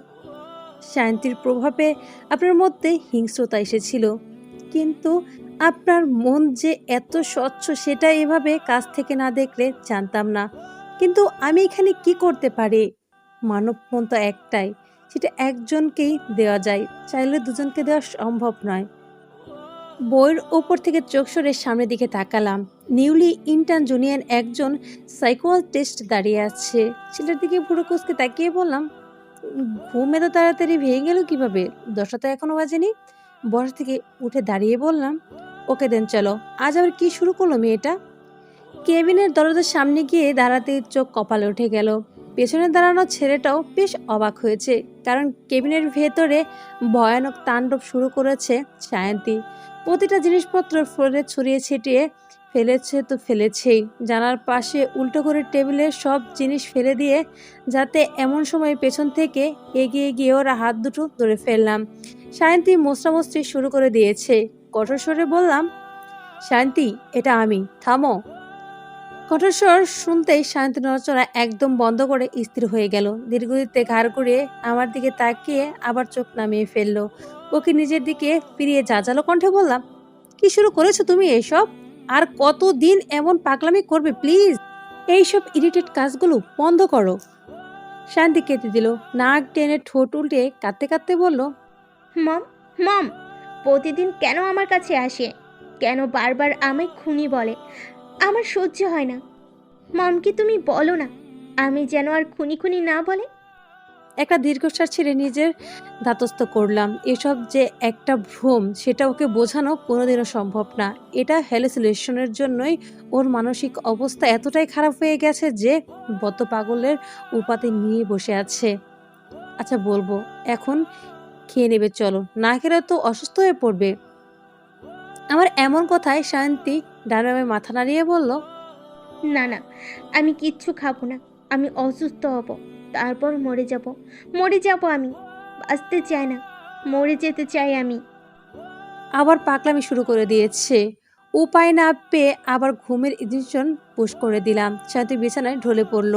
স্যালাইন চালু করে দিতেই ওর মুখের দিকে নজর গেল। কি অবস্থা হয়েছে মেয়েটার! সেদিন নির্জনকে গুলি করার পর ওকে পুলিশ অ্যারেস্ট করলেও কোনো আইনি ব্যবস্থা নিতে পারেনি, কারণ 3 দিনের মাথায় ও মেন্টালি ডিসঅর্ডারড হয়ে গেছে। তারপর থেকে 5 বছর তেমন কোনো ইমপ্রুভমেন্ট দেখিনি। হ্যাঁ, এটা ঠিক যে সায়ন্তী যদি এমন জঘন্য খেলা শুরু না করতো তাহলে এতগুলো জীবন নষ্ট হতো না। আমি নির্জন, সুপ্রভের মা, শফিক আঙ্কেল, আমরা সবাই ওর খেলার গুটি ছিলাম বলেই আজ আমরা অসুখী। সুপ্রভ আর শফিক আঙ্কেল তো ওই ঘটনার পর আজ পর্যন্ত সায়ন্তীর মুখও দেখেনি, কিন্তু এজন্য সায়ন্তী দায়ী থাকলেও ওকে দোষী করতে পারি না আমি। বিবেক কোথাও না কোথাও বাধা দেয়। এজন্যই বেশি বিবেকবোধ সম্পন্ন মানুষগুলো সুখের মুখ খুব কম দেখে। ওর ট্রিটমেন্ট আমি করছি, ইগনোর করতে পারতাম, কিন্তু ওই যে বললাম না, বিবেকের কাছে হেরে যাই। সায়ন্তীর কেবিন থেকে বের হয়ে এসে সুব্রবকে কল দিলাম। লাস্ট টাইম কনভেন্স করে দেখি কি হয়। একবার রিং হতেই সুব্রব কল রিসিভ করলো। হ্যাঁ গুঞ্জন, বলো। ব্যস্ত আছেন? অসময়ে কল দিলাম তো মনে হয়। শুভ্রব খানিকটা হাসলো যেন, বলল, পেশেন্ট দেখছিলাম। তুমি আর নির্জনের চেয়ে কি আর ব্যস্ততার মূল্য বেশি হবে? বলো কি বলবে। চিন্তা করে বললাম, আসলে আমি বলছিলাম যে কিভাবে যে বলি। তুমি এমন হেজিটেশন ফিল করছো কেন বলো তো? আমার সাথে অলওয়েজ ফ্র্যাঙ্ক থাকতে বলেছিলাম তোমায়। একটা জোরে শ্বাস নিয়ে বললাম, আমি বলছিলাম যে আপনি আর আঙ্কেল একবার শায়ন্তীকে দেখে আসুন, তাহলে ওর মানসিক অবস্থা একটু হলেও ইমপ্রুভ করবে। কথাটা একদমই বলে উত্তরে আশায় থামলাম। ও পাশে পিনপতন নীরবতা। ফোন চোখ বুলিয়ে দেখলাম কল চলছে, কিন্তু শুভ্রব কথা বলছে না কেন। কিছুক্ষণ পর ফট করে কল কেটে দিল। খানিকটা ভেবাচাকে খেয়ে গেলাম। পর মুহূর্তেই একটা মেসেজ এলো, শুভ্রব পাঠিয়েছে। ওর মুখ দেখার ইচ্ছে নেই, ও বেঁচে থাকুক এটাও চাই না। ওকে ওর শাস্তি পেতে দাও, তিলে তিলে শেষ হতে দাও। তোমার মতো উদার মানসিকতা আমার নেই। সো ফার্দার ওর নাম আমার সামনে উচ্চারণ করবে না। I beg to you. কিছুই বলার নেই, শুভ্র কোনোদিনও রাজি হবে না। শফিক আঙ্কেলও বলার সাহস আমার নেই, তাই হাল ছেড়ে দেওয়াটাই একমাত্র পথ। সকাল সকাল হসপিটালে গিয়ে নির্জনের সাথে দেখা করা, দিন শুরু করা অভ্যাস আমার। 5 বছর যাই ঘটুক না কেন, নির্জনের সাথে দেখা করিনি এমন একটা সকাল নেই। সেদিন গুলিটা নির্জনের মাথায় লেগেছিল। গুলি বের করা সম্ভব হয়েছিল, ওনাকে বাঁচানো সম্ভব হয়েছিল, কিন্তু উনি অনির্দিষ্টকালের জন্য কোমায় চলে গেছেন। 5টা বছর চলে গেলেও নির্জন চোখ মেলে তাকায়নি। প্রথম অনেক পাগলামি করেছিলাম, অনেক ডাকতাম ওনাকে জেগে ওঠার জন্য, কিন্তু উনি শুনিনি।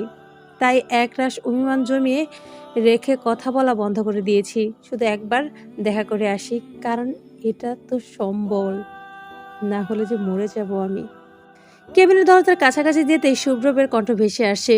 শুভ্রব কথা বলছে উকি দিয়ে দেখলাম নির্জনের সামনে বসে বসে আর মনেই বলছে।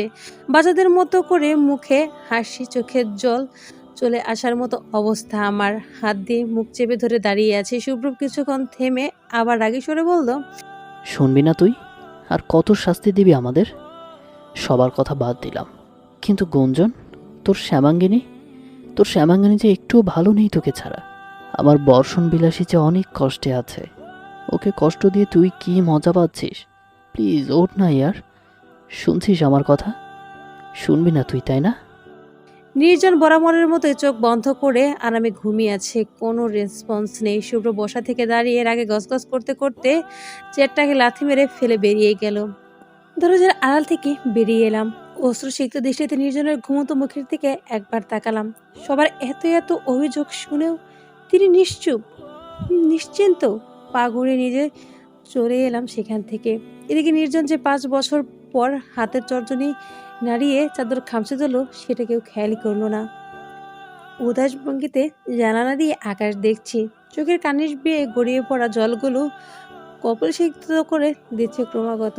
হাত দিয়ে সেগুলো মুছতেও ইচ্ছে করছে না একটু। নীরবতা ভেঙে শুভ্র পিছন থেকে বলে উঠলেন, তুমি কি নিউজটা শুনে খুশি হওনি? এমন থ মেরে দাঁড়িয়ে আছো কেন? শুভ্রবের কথা কর্ণকুহতে পৌঁছালেও কোনো প্রতিক্রিয়া দেখালাম না। আমার কোনো হেলদোল না দেখে শুভ্রব আবারও বলল, এভাবে চুপ করে উল্টো ঘুরে থেকে নিজের চোখের পানি আড়াল করার বৃথা চেষ্টা করে কোনো লাভ নেই গুঞ্জন। কিছু তো বলবে নাকি? আনন্দটা নিজের ভেতর চেপে রাখাটা কি বুদ্ধিমানের কাজ? বুক চেড়ে ভারী দীর্ঘশ্বাস বেরিয়ে এলো। নাক টেনে ভাঙা গলায় বললাম, অতি সুখে মানুষ পাথর হয়ে যায়, এটা তো জানেন। অতি আনন্দেও মানুষ বাকরুদ্ধ হয়ে যায়। আমার অবস্থাটাও তাই। আমার কি বলা উচিত, কি করা উচিত কিছুই বুঝতে পারছি না আমি। সুব্রব এগিয়ে এসে আমার মাথায় হাত রাখলেন, ঠোঁট প্রসারিত করে হেসে বললেন, নির্জনের ইমপ্রুভমেন্ট হচ্ছে, এটা ডেফিনেটলি একটা গুড নিউজ। তোমার বিশ্বাস সত্যি হচ্ছে তাহলে? আমার এত বছরের শ্রমটাও ব্যর্থ হবে না। কিন্তু তুমি এভাবে কেঁদে ভাসালে তো সেটা ঠিক হবে না। হ্যাঁ, বুরকুসকে তাকালাম। সুব্রব আরেক দফা হেসে বললেন, চোখ দুটো মুছে নাও। পরে নির্জন সুস্থ হয়ে গেলে বলবে, আমার বউটাকে তোর দায়িত্বে রেখে গিয়েছিলাম না, ওকে কাঁদতে দিয়েছিস কেন তুই? ইডিয়েটটা নিজেই তো কাঁদিয়ে দোষটা সুন্দরভাবে আমার কাঁধে দিয়ে দেবে। কান্নার মাঝে হেসে দিলাম। সত্যি সত্যি এমনটা হতে পারে। আমার মলিন হাসি দেখে সুব্রব বললেন, তুমি অনেক বদলে গেছো গুঞ্জন। মানুষ বলে সময় মানুষকে পাল্টে দেয়, বাট ইউ নো হট, সময় না, পরিস্থিতি মানুষকে বদলে দেয়। এই যে দেখো, আজ নির্জন আমাদের মাঝে থাকলে তুমি আগের মতোই উৎফুল্ল থাকতে। হাজারো সময় চলে গেলেও এভাবে প্রাণহীন হাসি দিতে হতো না তোমায়। সুপ্রভ এর কথাগুলো এক নিঃশ্বাসে বলে একটা দীর্ঘশ্বাস ছাড়লেন। ঠোঁট চেপে কিছুক্ষণ নিজেকে ধাতস্থ করলাম। উৎসুক দৃষ্টিতে তাকিয়ে বললাম, নির্জন তো এখন জাস্ট হাত পা নাড়ায়, তাও মাঝে মাঝে, সব সময় না। উনি চোখ কবে খুলবেন, কথা কবে বলবেন? সুপ্রভ আমার উচ্ছ্বাস দেখে শুকনো হাসি দিলেন, মাথা নাড়িয়ে আশ্বাস দিয়ে বললেন, ওর ব্রেনের রেসপন্স পজিটিভ বলেই মনে হচ্ছে আমার। আই হোপ খুব শীঘ্রই ও আমাদের মাঝে ফিরে আসবে, তাও আবার সম্পূর্ণ সুস্থভাবেই। এতগুলো ভালো খবর একসাথে পাবো কখনো এক্সপেক্ট করিনি আমি। সুপ্রভ আবার বলল, অনেক তো হলো, এবার তো নির্জন তোমার ডাকে সাড়া দিচ্ছে। এখন আর অভিমান করে থেকো না, দূর থেকে না দেখে কাছাকাছি যেও এখন থেকে। মাথা হেলে সম্মতি জানালাম। আর রাগ করে থাকবো না, কিন্তু উনি সুস্থ হয়ে উঠলে এত এত কড়া কথা শুনিয়ে দেব না। 1 মাস কথাই বলবো না। নিজের ঘরে চলে আসলাম। এদিকে শুভ্র একটা হতাশ মিশ্রিত শ্বাস নিয়ে আর মনেই বলল, তোমার সবচেয়ে কঠিন সত্যিটা বলতে পারলাম না বর্ষণ বিলাসী। তুমি সহ্য করতে পারবে না। তোমার এই মুহূর্তের আনন্দটা নষ্ট করতে আমি চাই না। আমায় ক্ষমা করো। কিন্তু আমার ধারণা যদি সত্যি হয়, তবে নির্জন চোখ মেলে তাকালে সবটা আমি সামলাবো কিভাবে? প্রথম প্রথম আশার আলো জাগলেও হতাশ এখন আবার ঘিরে ধরেছে সবাইকে। 3 মাস পেরিয়ে গেছে, এখনো নির্জন শুধু হাত পা নাড়ায়। এর বেশি কোনো কিছুই চোখে পড়েনি কারো। পুরনো সেই অভিযোগগুলো আবার মনের ভেতর দানা বাঁধছে। আগে তো ভালো ছিলাম, এখন আবার আশার আলো কেন দেখালে নির্জন? আশায় হতাশা যন্ত্রণা কি তুমি বুঝবে কখনো? আকাশের দিকে তাকিয়ে আনমনে নিজের কষ্টগুলি নিয়ে ভাবছিলাম। চোখ দিয়ে পানি পড়ছে না যদিও, কিন্তু ভেতরের দহন যে শ্বাস নেওয়াটাও কষ্টসাধ্য করে দিচ্ছে। কেমন আছিস মা? কুসে ঘাড় ঘুরিয়ে পেছনে তাকাতেই নির্জনের মা বাবাকে দেখতে পেলাম। তাদের দুজনকে চোখে মুখেও ফ্যাকাশে হয়ে গেছে। একমাত্র ছেলে এত বছর এভাবে অবস্থায় থাকলে এর থেকে ভালো কিছু আশা করা যায় না। ওনারাও দুজন বহু কষ্টে মুখে হাসি রেখা টেনে আছেন। ঠোঁট টেনে হাসার চেষ্টা করে বললাম, আরে তোমরা কখন এলে? মা এগিয়ে এসে আমার মনের অবস্থা হয়তো বুঝতে পারলেন। মুখে 2 হাত বুলিয়ে দিতেই ফুপিয়ে কেঁদে উঠলেন তিনি। নিজের গলাও ভারী অনুভব হচ্ছে, শ্বাস নিতে পারছি না তেমন। হয়তো কান্নারা দলা পাকি গেছে গলায়। দাঁতের দাঁত চেপে নিজেকে সামনে মায়ের চোখের পানি মুছে দিলাম। মা সাথে সাথে আমাকে জড়িয়ে ধরে হাউ মাউ করে কেঁদে দিলেন। সন্তানের জন্য একজন মায়ের আহাজারি দেখে নিজের ভেতরের কষ্টগুলো উগলে বের হয়ে আসতে চাইছে আমার। চোখ নিজের বাঁধ ভেঙে ফেলেছে ইতিমধ্যে। চিৎকার করে কাঁদতে ইচ্ছে করলেও বুকে পাথর চেপে সবটা হজম করছি। মা কাঁদতে কাঁদতে বললেন, ও কি আর উঠবে না রে মা? আর কত শাস্তি দেবে আমার বল তো? কতদিন ও আমায় মা বলে ডাকে না, কোলে মাথা রেখে ঘুমায় না। ওর এভাবে নির্লিপ্ত ভাব যে আমি আর মেনে নিতে পারছি না। আমি কিছু বলতে যাব তার আগেই বাবা বলে উঠলেন, নিহা, তোমার এখানে এসে নিজেকে শক্ত রাখতে বলেছিলাম। তুমি এভাবে কাঁদলে এই মেয়েটা কিভাবে নিজেকে ঠিক রাখবে বলো তো? বলে চোখ ঘুরিয়ে পানিগুলো সন্তর্পণে মুছে নিলেন। নিজে নিজেকে শান্ত রাখতে পারছেন না, আবার আরেকজনকে শান্ত হয়ে বলছেন। আশ্বাস দিয়ে কিছু বলতে যাবে এমন সময় মা একটা একটা কথা বললেন, যেটা শুনে 2 কদম পিছিয়ে গেলাম। মা আমার 2 হাতের বাহুতে হাত রেখে বললেন, আমার ছেলেটাকে নিয়ে আর কোনো আশার আলো দেখছি না আমি। তুই এভাবে আর নিজের জীবনটাকে অগোছালো করে রাখিস না। তোরও একটা জীবন আছে। নিজের সুখের জন্য হলেও তোর বিয়ে করা উচিত। এইভাবে একটা মানুষের জীবন চলে না মা। থমকে গিয়ে পিছিয়ে গেলাম। অবিশ্বাস্য দৃষ্টিতে তাকাতে বাবা সায় জানিয়ে বললেন, হ্যাঁ মা, সামনে তোমার পুরো ভবিষ্যৎটাই পড়ে আসছে। এভাবে দিন চললে তোমার একটা মুহূর্ত শান্তিতে কাটবে না। সেজন্য তুমি মুড অন করো। হাত দিয়ে ওড়না মুছতে ধরলাম।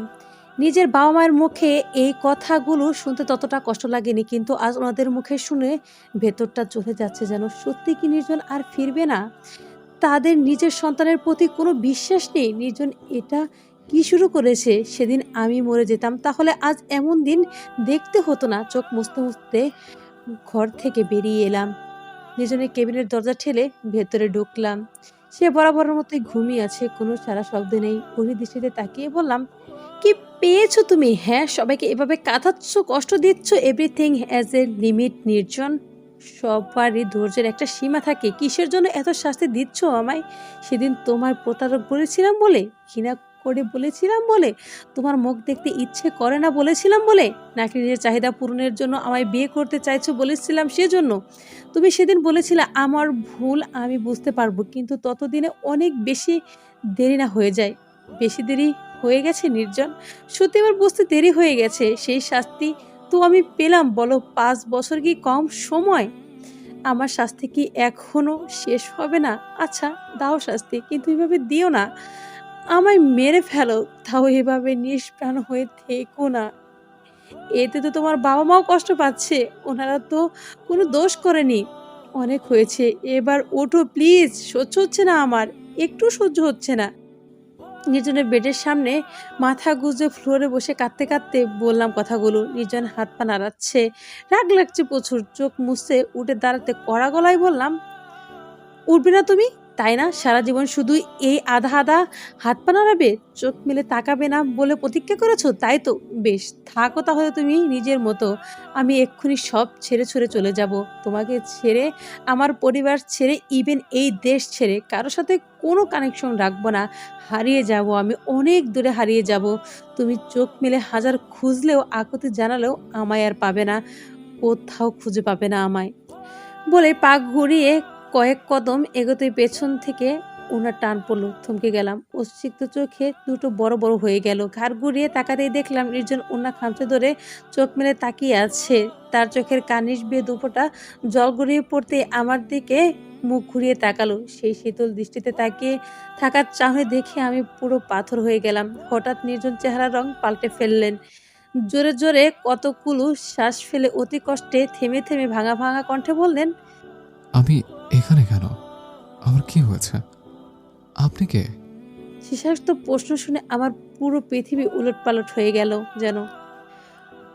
বজ্রহত দৃষ্টিতে তাকিয়ে আছে নির্জনের জিজ্ঞাসা মুখস্থের দিকে। এটা কি বলছেন উনি? আমাকে চিনতে পারছেন না? আমি হয়তো ভুল শুনছি। কাপা কাপা গলায় জিজ্ঞেস করলাম, কি বললে? আরেকবার বলো। নির্জন আরেক দফা জোরে জোরে শ্বাস নিয়ে অতি কষ্টে বলল, আমি এখানে কি করছি? আপনি কে? অবিশ্বাসের দিশে তাকিয়ে ধীর পায়ে পিছিয়ে যাচ্ছে। নির্জন আমাকে চিনতে পারছে না, আমাকে প্রশ্ন করছে। এসব কি হচ্ছে আমার সাথে? 5 বছরের দূরত্বের পর এখন আবার অপরিচিত। এর চেয়ে তো মরণ হাজার গুণ ভালো আমার জন্যে। সামনে সব কিছুই অন্ধকার লাগছে। মাথাটা হঠাৎ ঘুরে উঠতে ঢলে পড়লাম ফ্লোরে। চোখ খোলা রাখার ব্যর্থ চেষ্টা করতে করতে ধীরে ধীরে তলিয়ে গেলাম আধারের দুনিয়ায়। তারপর আর কিছুই মনে নেই। যখন চোখ খুললাম তখন নিজেকে হসপিটাল বেডে আবিষ্কার করলাম। সামনে শুধু শুভ্রকে দেখতে পেলাম, গালে হাত দিয়ে আমার সামনে বসে বসে ঘুমে ডুলছে। আশেপাশে তাকিয়ে বুঝলাম এখন সকাল হয়েছে। শুভ্র আমাকে উঠে বসতে দেখে হুড়মুড়িয়ে ভালোভাবে বসলেন। কেমন লাগছে এখন? দুর্বল লাগছে? আর অনেক প্রশ্ন করতে লাগলেন। তার মানে কাল সারাদিন আমি অজ্ঞান হয়ে পড়েছিলাম? বাবা মা, নির্জনের বাবা মা, সারা সবাই একে একে ভিতরে ঢুকলেন কিছুক্ষণের মধ্যে। কিন্তু যাকে আমি বেশি আশা করেছিলাম সে আসেনি। ফ্যাকাশে মুখে আমার দিকে তাকিয়ে মলিন হাসলো সবাই। নির্জনের কি শুধু আমাকেই মনে নেই শুভ্র? অনেকটা রাগে সুরে বললাম কথাটা। শুভ্র অবাক হয়ে তাকালেন, বললেন, শুধু তোমাকে কেন মনে থাকবে না? ও তো কাউকেই চিনতে পারছে না। যেহেতু মাথায় গুলি লেগেছে, এমনটা হওয়া অস্বাভাবিক কিছু না। আমি আগেই এমনটা আশঙ্কা করেছিলাম। বিস্ফোরিত চোখে তাকালাম শুভ্রবের দিকে। রাগী স্বরে বললাম, আপনি তো আমায় আগে এসব কিছুই বলেননি, কেন লুকিয়েছেন আমার থেকে এত বড় সত্যটা? শুভ্র মাথা নিচু করে ফেললেন, মিনমিন গলায় বললেন, আমার সাহস হয়নি তোমাকে এত বড় সত্যটা বলার। ইনফ্যাক্ট আমি জাস্ট ধারণা করেছিলাম, শিওর ছিলাম না। তাই এসব বলে তোমায় কষ্ট দিতে চাইনি। তাচ্ছিল্য হাসি দিলাম। আমার কথা চিন্তা করে এই 5 বছর কি না কি করেছেন শুভ্র। আমায় সামলানোর ক্ষেত্রে শুভ্র আর সারার অবদান সবচেয়ে বেশি। কাল সারা রাত জেগে আমায় পাহারা দিয়েছে, সেটা ওনার মুখ দেখেই বোঝা যাচ্ছে। এই শুভ্রকে দেখে আমার প্রচণ্ড আক্ষেপ হয়। এমন ভালোবাসা পেয়েও আমি গ্রহণ করতে পারবো না কোনোদিন। যদিও শুভ্র কোনোদিন আমায় মেনে নেবে না। অথচ নির্জন সারা জীবন মানুষের মুখে শুনে এলেও আজ ঠিকই মনে হচ্ছে, যাহা পাই তাহা ভুল করে পাই, যাহা চাই তাহা পাই না। সারা এগিয়ে এসে আমার পাশে ঘেসে বসে এক হাতে জড়িয়ে ধরলো, আশ্বাস দিয়ে বলল, মন খারাপ করিস না ইয়ার। তোর এই মলিন ফেস দেখতে দেখতে আই এম টোটালি বোর্ড। এই 5 বছরে তোর ভালোবাসায় বিশ্বাস ছিল না তোর। সেই বিশ্বাসের জোরে নির্জন ভাই ফাইনালি আমাদের মাঝে ফিরে এলেন। আর একটু বিশ্বাস রাখ, ধৈর্য ধর, সব ঠিক হয়ে যাবে। সময় তো লাগবেই একটু, তাই না? তাচ্ছিল্য ভরা দৃষ্টিতে তাকিয়ে বললাম, হ্যাঁ সেটাই। এত এত বছর চলে গেছে, আরও অনেক সময় বাকি, তাই না শুভ্র? ওনারও আমার মতো 3-4 বছর লাগবে মেমোরি ফিরে আসতে। শুভ্র মুখ কালো করে ফেলেন। হয়তো উনি অনিশ্চয়তা দিতে পারছেন না নির্জনের জ্ঞান কবে ফিরবে। সত্যি বলতে আমার জীবনটা উলটপালট হয়ে গেছে। কখন কি থেকে কি ঘটে কিছুরই কোনো লজিক খুঁজে পাই না আমি। কেটে গেছে বেশ কয়েকটা দিন। নির্জন এখন একদম সুস্থ, হাঁটাচলা কথাবার্তা সবই স্বাভাবিক। নিজের বাবা মার সাথে নতুন করে পরিচিত হতে হয়েছে তার, কিন্তু আমি নিজের পরিচয় এখনো দেইনি, কাউকে জানাতেও দিইনি, ইচ্ছে করে ওনাকে জানতে দেইনি। আমি সেই যাকে উনি বহু বছর আগে ভালোবেসে এসেছি। নির্জন বাসায় এখন তার বাবার বন্ধুর মেয়ের পরিচয় থাকতে হচ্ছে, তবুও থাকি। প্রিয় ব্যক্তিটাকে কাছ থেকে তো দেখতে পাই, এটাই বা কম কিসে। স্টাডি রুমের বই খোঁজার জন্য ঢুকতেই দেখলাম নির্জন খুব মনোযোগ সহকারে বই পড়ছেন। আমার আগমন ওনার দৃষ্টিগোচর হতেই বই নিয়ে বসা থেকে উঠে দাঁড়ালেন আর বেরিয়ে যেতে দ্বৈত হলেন। খুব বেশি অবাক হলাম না। এই কয়দিন যতবারই ওনার মুখে হয়েছি ততবারই আমায় এড়িয়ে গেছেন। বরাবরই অবহেলার গ্লানি সহ্য করছি বুকে পাথর চেপে। নির্জন থামলেন। গাড় ঘুরিয়ে বুড়ো কুচকে তাকিয়ে ওনার দিকে পুনর্দৃষ্টিতে তাকালাম। নির্জন থতমত গলায় বললেন, কিছু বলবেন? শুকনো হেসে ডানে বামে মাথা নেড়ে বললাম, কিছু না, এমনি। বলে উল্টো করে চোখ দুটো আড়ালে মুছে প্রয়োজনীয় বইটা হাতে নিলাম। দরজার দিকে এগোতে দেখলাম নির্জন এখনো দাঁড়িয়ে আছে। বেশ অবাক হলাম। ওনার চাহনিটা অন্যরকম লাগছে, তবুও বিষয়টা অগ্রাহ্য করে চলে এলাম সেখান থেকে। ঘরে ঢুকতে হাতের বইটা ছুঁড়ে ফেলে দিলাম। হাত পা কাঁপছে ক্রমাগত। এতক্ষণ দমিয়ে রাখা কান্নাগুলো ঝরঝর করে গড়িয়ে পড়তে লাগলো। খাটে হেলান দিয়ে ফ্লোরে বসে পড়তে দাঁতে দাঁত চেপে আর্তনাদ বেরিয়ে এলো। দুই হাতে মুখ চেপে শক্ত থামানোর চেষ্টা করছি, কিন্তু কান্নার আওয়াজ আসছে। এত কষ্ট দিয়েছিলাম আমি নির্জনকে, ওদের শুধু অপরিচিত মনে আচরণ করছে আমার সাথে, আর সেটা আমি সহ্য করতে পারছি না। কিন্তু আমি যা ইচ্ছে তাই বলেছি ওনাকে। কিভাবে সহ্য করেছেন উনি?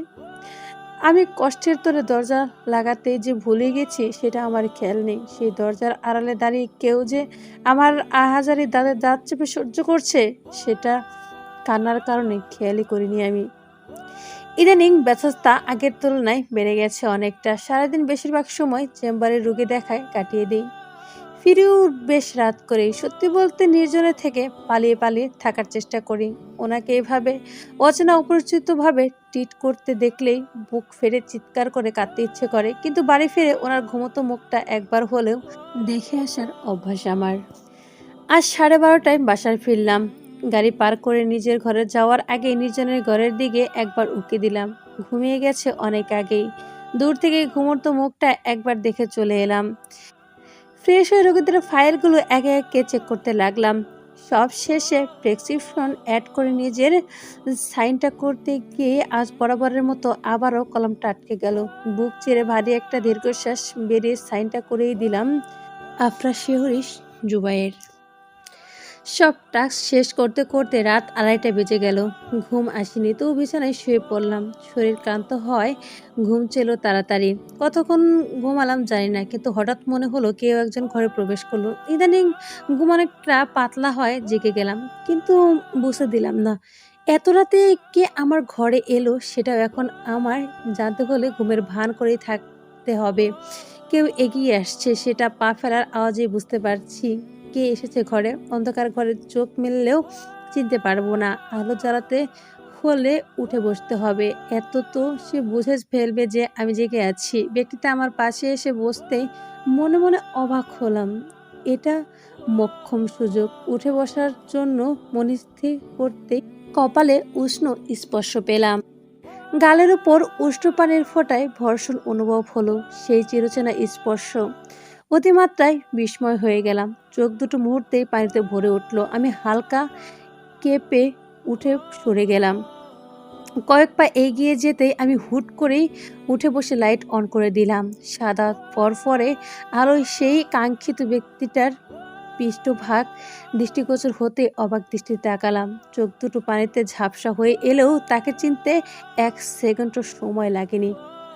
হঠাৎ আলো জ্বলে ওঠায় নিজের অনেকটাই ভেবাচায় খেয়ে থমকে গেলেন। আজ যে উনি ধরা পড়ে গেছেন সেটা বুঝে গেছেন। দীর্ঘতিতে ঘাড় ঘুরিয়ে তাকালেন আমায় অবাক করে কান্নারত চাহনি দেখে চোখ বন্ধ করে জোরে একটা শ্বাস নিলেন। চোখ বন্ধ করতে তার চোখ দিয়ে যেন 2 ফোঁটা অশ্রুকণা ঝরে পড়ল। সেটা আমার চোখের আড়াল হলো না। নির্জন কাঁদছে, আমায় দেখে কাঁদছে। তার মানে উনি আমায় চিনতে পেরেছেন। মুহূর্তেই চোখ মুখে থাকা বিস্ময় মুছে গিয়ে সেখানে এসে হাজারো আনন্দ এসে ভর করলো। আবেগিত হয়ে হেসে দিতেই আবার ঠোঁট বাঁকিয়ে কেঁদে দিলাম। চোখ দিয়ে টপ টপ করে পানি পড়লেও মুখে আনন্দর ঝিলিক। নির্জন দূরে দাঁড়িয়ে হাসলেন। এদিক সেদিক তাকে চোখের পানি পড়া আটকাতেও পারলেন না। নিজের চোখে ও গালে হাত দিয়ে আবার তর্জনীয় আঙ্গুল নাড়িয়ে ইশারায় কাঁদতে নিষেধ করলেন। ওনার কান্না দেখে আরও দ্বিগুণ গতিতে ফুঁপিয়ে উঠলাম। গায়ের ওপর থাকা কাঁথা সরিয়ে ছুটে গিয়ে ওনার সামনে দাঁড়ালাম। নিজের এগিয়ে এসে আমার দুকালে হাত রাখলেন। চোখের পানি মুছে দিয়ে কান্না মিশ্রিত কণ্ঠে বললাম, আমায় চিনতে কথা শেষ হওয়ার আগে নির্জন কাঁদতে কাঁদতে হালকা হেসে মাথা নাড়িয়ে বললেন, আমার শ্যামাঙ্গিনী, তোমাকে ভোলার আগে যেন আমার মৃত্যু হয়। তুমি ভাবলে কি করে আফরান সুহাইয়ের নির্জন তার প্রাণ ভ্রমণাকে চিনতে পারবে না? আমার নিউরনগুলোতেও যে তুমি মিশে আছো, ভুলে কিভাবে তোমায় বলো? নিজেকে আর সামলাতে পারলাম না। মাথা কাজ করা বন্ধ করে দিয়েছে যেন। নিজেকে কতটা সুখী মনে হচ্ছে তা বলার ভাষা পাচ্ছি না। নিজের বুকে ঝাঁপিয়ে পড়ে হাও মাও করে কেঁদে দিলাম। আমাকে এভাবে জড়িয়ে ধরায় নির্জন পরিচিতি নিয়েও নিজেকে সামনে নিলেন। নির্জন আমাকে আরো শক্ত করে জড়িয়ে ধরলেন। চোখের পানিতে নির্জনের টি-শার্ট সিক্ত করে দিচ্ছি। আজ এত সুখ মরে গেলেও আমার কোনো আক্ষেপ নেই। নির্জন সিক্ত গাল দুটো অতি যত্নের সাথে মুছে দিলেন। কপালে কপাল ঠেকিয়ে বললেন, অনেক হয়েছে, এবার তো কান্না থামে, একটু হাসো। মলিন হাসি না, সে আগের মতো প্রাণ খুলে হাসবে। চোখ বন্ধ করেই নিঃশব্দে হাসলাম। অভিমানী সুরে বললাম, কেন তো কষ্ট দিলেন আমায়? বিগত 5টা বছর আমার কাছে কতটা বিষাক্ত ছিল জানেন? তার উপর এতদিন আপনি সব ভুলে যাওয়ার বান করছিলেন, বারবার ইগনোর করতেন আমায়। মরে যেতে ইচ্ছে করতো তখন। নির্জন ভুরুকুচকে তাকিয়ে বললেন, আর এসব কি যাতা বলছো তুমি? আর আমায় এভাবে আপনি আপনি করে কেন বলছো? এসব কি করেছেন, বলেছেন, দিয়েছেন, লাগিয়েছ? একবার বলেছিলাম না এসবে হার্ট হয়ে আমি? আর আমি সবসময় শুধু নিজের দিকটাই দেখবেন তাই না? আমার তো কোনো ভ্যালুই নেই আপনার কাছে। 3 বছরের তোমায় যতটা কষ্ট দিয়েছি, 5 বছরের সবটা সুদে আসলে উসুল করলেও ক্ষান্ত হওনি তুমি। আবার মেমোরি লসের অ্যাক্টিং করে নিজের কষ্টগুলো আমায় ফিল করাতে চেয়েছো। কথা বলবে না আমার সাথে? মুখ গোমরা করে নিজনের থেকে দূরে সরে যেতে উনি একটানে কাছে টেনে কোমর পেঁচিয়ে ধরলে। আকস্মিক এভাবে টেনে আনার চোখ বড় বড় করে তাকালাম। নির্জন ভুরুটা চেয়ে বললেন, তোমায় কে বলো এসব কথা? আমি তোমাকে আমার কষ্ট ফিল করাতে চাইবো? Have you gone mad? এই ছেলে আমায় তোমার চোখের এক বিন্দু জলের কারণ হওয়ার চেয়ে আমার কাছে মৃত্যু অধিক শ্রেয় বলে মনে হয়। তবুও না চাইতে তোমাকে কাঁদতে হচ্ছে অনেক। নির্জনের দিকে পুনর্দৃষ্টিতে তাকালাম। উৎসুক কণ্ঠে বললাম, তাহলে? কিঞ্চন, লেট মি এক্সপ্লেইন। হ্যাঁ, এটা ঠিক যে আমি কিছু ভুলে যাইনি, আর না আমার স্মৃতি চলে গেছে। যখন থেকে আমি হাত পা নাড়াতে পারতাম তখন থেকে আমার সেন্স অফ হিয়ারিং কাজ করা শুরু করে। তোমাদের কথা শুনতে পেতাম, বাট চোখ মেরে দেখার মতো অ্যাবিলিটি আমার তখন আসেনি। সেদিন তুমি কেঁদে কেঁদে যখন দূরে চলে যাওয়ার কথা বলেছিলে, তার আগের দিন আমি চোখ মেলতে পেরেছিলাম, তবে কাউকে বুঝতে দেয়নি। তোমার সেদিন ওইভাবে কাঁদতে দেখার পর আমার কেমন যেন লেগেছিল, বলে বোঝাতে পারবো না। কিন্তু একটা যৌক্তিক কারণে আমি সবাইকে না চিনতে পারার ভান করেছিলাম। নির্জন ঠোঁট গোল করে একটা দীর্ঘশ্বাস ফেলে বললেন, শুভ্রব আর শান্তিকে সন্দেহ করেছিলে তুমি? শান্তি তো 5 বছর ধরেই মেন্টালি ডিসঅর্ডার্ড। ওকে যদি তুমি দেখতে তাহলে বুঝতে। আর রইল শুভ্রবের কথা, শুভ্রব এই 5 বছরে আমাকে কিভাবে সামলিয়েছে সেটা শুধু আমিই জানি। ওনার উচ্ছ্বাস পেয়েছি, আমি স্টাডি কমপ্লিট করতে পেরেছি। আর তুমি এভাবে সুস্থ হয়ে গেছো, এতে শুভ্রব অবদান সবচেয়ে বেশি। আমি এখন জানি সেটা, কিন্তু প্রথম থেকে তো সেটা জানতাম না। আমি ভেবেছিলাম আমার মেমোরি লস থেকে শুভ্রব যদি কোনোভাবে খুশি হয় তাহলে বুঝবো ও এখনো বদলায়নি। কিন্তু না, এই কয়েকদিন ওর মুখে শুধু কষ্ট আর হতাশায় দেখেছে। তখন বুঝলাম।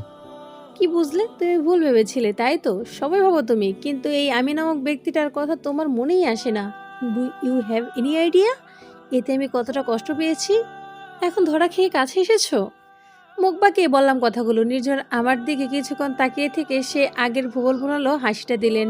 বিরক্ত নিয়ে নিজেরকে ছাড়িয়ে নেবার বৃথা চেষ্টা করতে করতে বললাম, ছাড়ুন আমাকে, কথা বলবো না আপনার সাথে। আমায় এত কাঁদিয়ে এখন আগলা খাতি দেখাতে এসেছে, আপনাকে আমি চিনিই না। নির্জন হাসি বজায় রেখেই বললেন, হেই, তোমাকে বলেছি না এসব আপনি টাপনি না বলতে। আর ছাড়ার জন্য তো ধরে নে, এর জীবন আর ছাড়া পাচ্ছ না আমার থেকে। বলে আমি কারো শক্ত করে চেপে নিলেন নিজের সাথে। হতভম্ব হয়ে তাকিয়ে দেখলাম উনি নিজের মুখ আমার দিকে এগিয়ে আনছেন। ভয়ে ভয়ে মুখ পিছনে নিয়ে চোখ খিচে বন্ধ করে নিলাম। কিছু বুঝে ওঠার আগে উনি কপালে ঠোঁটের স্পর্শ এঁকে দিলেন। আমি ফট করে চোখ খুলে ফেললাম। এটা দেখে নির্জন সশব্দে হেসে দিলেন। হাসতে হাসতে বললেন, কি ভেবেছিলে তুমি? হ্যাঁ, আগে তো জানতাম না আমার বউ অতটা এক্সট্রা ভাবে। ছি, কি লুচো তুমি। ওরা না যেতেও লজ্জা লাগছে, তবুও সেটা বুঝতে না দিয়ে চোখ পাকিয়ে তাকালাম। উনি হালকা হেসে বললেন, ভালোবাসার স্পর্শ কপালে সুন্দর সামাঙ্গিনী। নির্জনের মা সবটা জানার পর ওনাকে বেশ জোরে সোরে দুটো চর মেরেছে। বাবা তো 3 দিন কথাই বলেনি। পরে নির্জন অনেক কষ্টে ওনাদের মানিয়েছেন। সুপ্রভ আজ সকালে ফোন দিয়ে আসতে বলেছিল। এই 3 দিন বাড়ির পরিবেশ স্বাভাবিক হয়েছে, তাই এখন সুপ্রভকে একদম সারপ্রাইজ করে দেবে সারা। আর আমার মা বাবাকেও আসতে বলল। বাবা মা দুপুরের পর আসবেন, কিন্তু সারা সকাল সকাল চলে এসেছে। সারার সাথে ড্রয়িং রুমে বসে আড্ডা দিচ্ছিলাম আর এটা সেটা নিয়ে হাসাহাসি করছিলাম। হঠাৎ হাসার মাঝে দেখি সারা আমার দিকে এক দৃষ্টিতে তাকিয়ে আছে। ওর চোখের সামনে তুড়ি বাজিয়ে বললাম, কিরে হাঁ করে ভাবে তাকিয়ে আছিস কেন? সারা থতমত খেয়ে সোজা হয়ে বসতে বসতে প্রসন্নের হাসি দিয়ে বলল, কতদিন পর তোকে এভাবে মন খুলে হাসতে দেখছি। আর সে আগের মতো ফাইনালি তোর দৃঢ় বিশ্বাস সফল হয়ে গেল। সারার চোখ মুখে আনন্দের ঝিলিক। সেটা দেখে মৃদু হেসে বললাম, সেটা তো হয়েছে, কিন্তু তোর কি খবর বলতো? বয়স তো কম হয়নি, বিয়ে শাদী কি এই জীবনে করবি না নাকি? আমার পুজো সারা খানিকটা অপ্রস্তুত হয়ে গেল। জোরপূর্বক হেসে বলল, আরে ধুর, এমনি জম্পেশ চলছে, ওই বিয়ে নামক প্যারা আর ঘাড়ে চাপাতে চাই না। পুরো দৃষ্টিতে তাকিয়ে বললাম, যদি সুব্রতকে বিয়ে করতে চাই তাহলে? সারা চমকে উঠে আমার দিকে তাকালো, হকচকে গিয়ে বলল, শুভ্র, উনি কেন আমায় বিয়ে করতে চাইবেন? কারণ তুই ওনাকে ভালোবাসিস। সারা অবাক হয়ে বলল, তুই জানিস আমি তো তোকে কখনো বলিনি। আমার জানাটা ফ্যাক্ট না, তুই ওনাকে ভালোবাসিস, এটাই আসল কথা। সারা আমার কথা শুনে মলিন হাসলো, হতাশ মিশ্রিত কণ্ঠে বলল, আরে বাদ দে ইয়ার, উনি কখনো আমাকে ভালোবাসবেন না। এত বছরও কম চেষ্টা করিনি, কিন্তু ওনার এক কথা, আমিও হাল ছেড়ে দিয়েছি এখন। হয়তো উনি আমার ভাগ্যে নেই। সারার কথা শেষ হতেই পেছন থেকে কেউ বলে উঠল, গুঞ্জন, ডেকেছিলে কেন? Any problem? পেছন ফিরে তাকাতেই দেখলাম শুভ্র দাঁড়িয়ে আছে, হাতে সাদা অ্যাপ্রন আর স্টেথোস্কোপ থেকে ঝোলানো। হসপিটালে যাওয়ার পথে আমার সাথে দেখা করতে এসেছে। বসা থেকে দাঁড়াতে সারার দিকে তাকালাম। ও এক পলক শুভ্রের দিকে তাকিয়ে আবার চোখ ফিরিয়ে নিল। শুভ্র সারারকে এরকম ইগনোর দেখে তীক্ষ্ণ দৃষ্টিতে তাকালেন।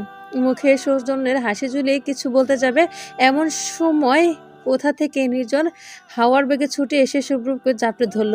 আমি আর সারা হালকা ভয় পেয়ে গেলেও নিজেদের সামনে নিলাম, কিন্তু শুভ্রর জন্য আকাশ থেকে পড়লো। চোখ বড় বড় করে নির্জনের পিঠে হাত রাখতেই নির্জন বলল, সরি সরি সরি, তুই তোর কথা রেখেছিস আর আমি বোকার মতো তোকে সন্দেহ করেছিলাম। মাফ করে দে আর তুই অন্তত মারিস না আমায়। মা এমনি 2 চোরে গাল ফাটিয়ে দিয়েছে আমার। শুভ্র মাথার উপর দিয়ে যে সবটা যাচ্ছে তা ওনার চেহারা দেখেই বোঝা যাচ্ছে। নির্জন মুখটা সামনে এনে অবাক চোখে তাকিয়ে বললেন, তুই আমাকে চিনতে পেরেছিস?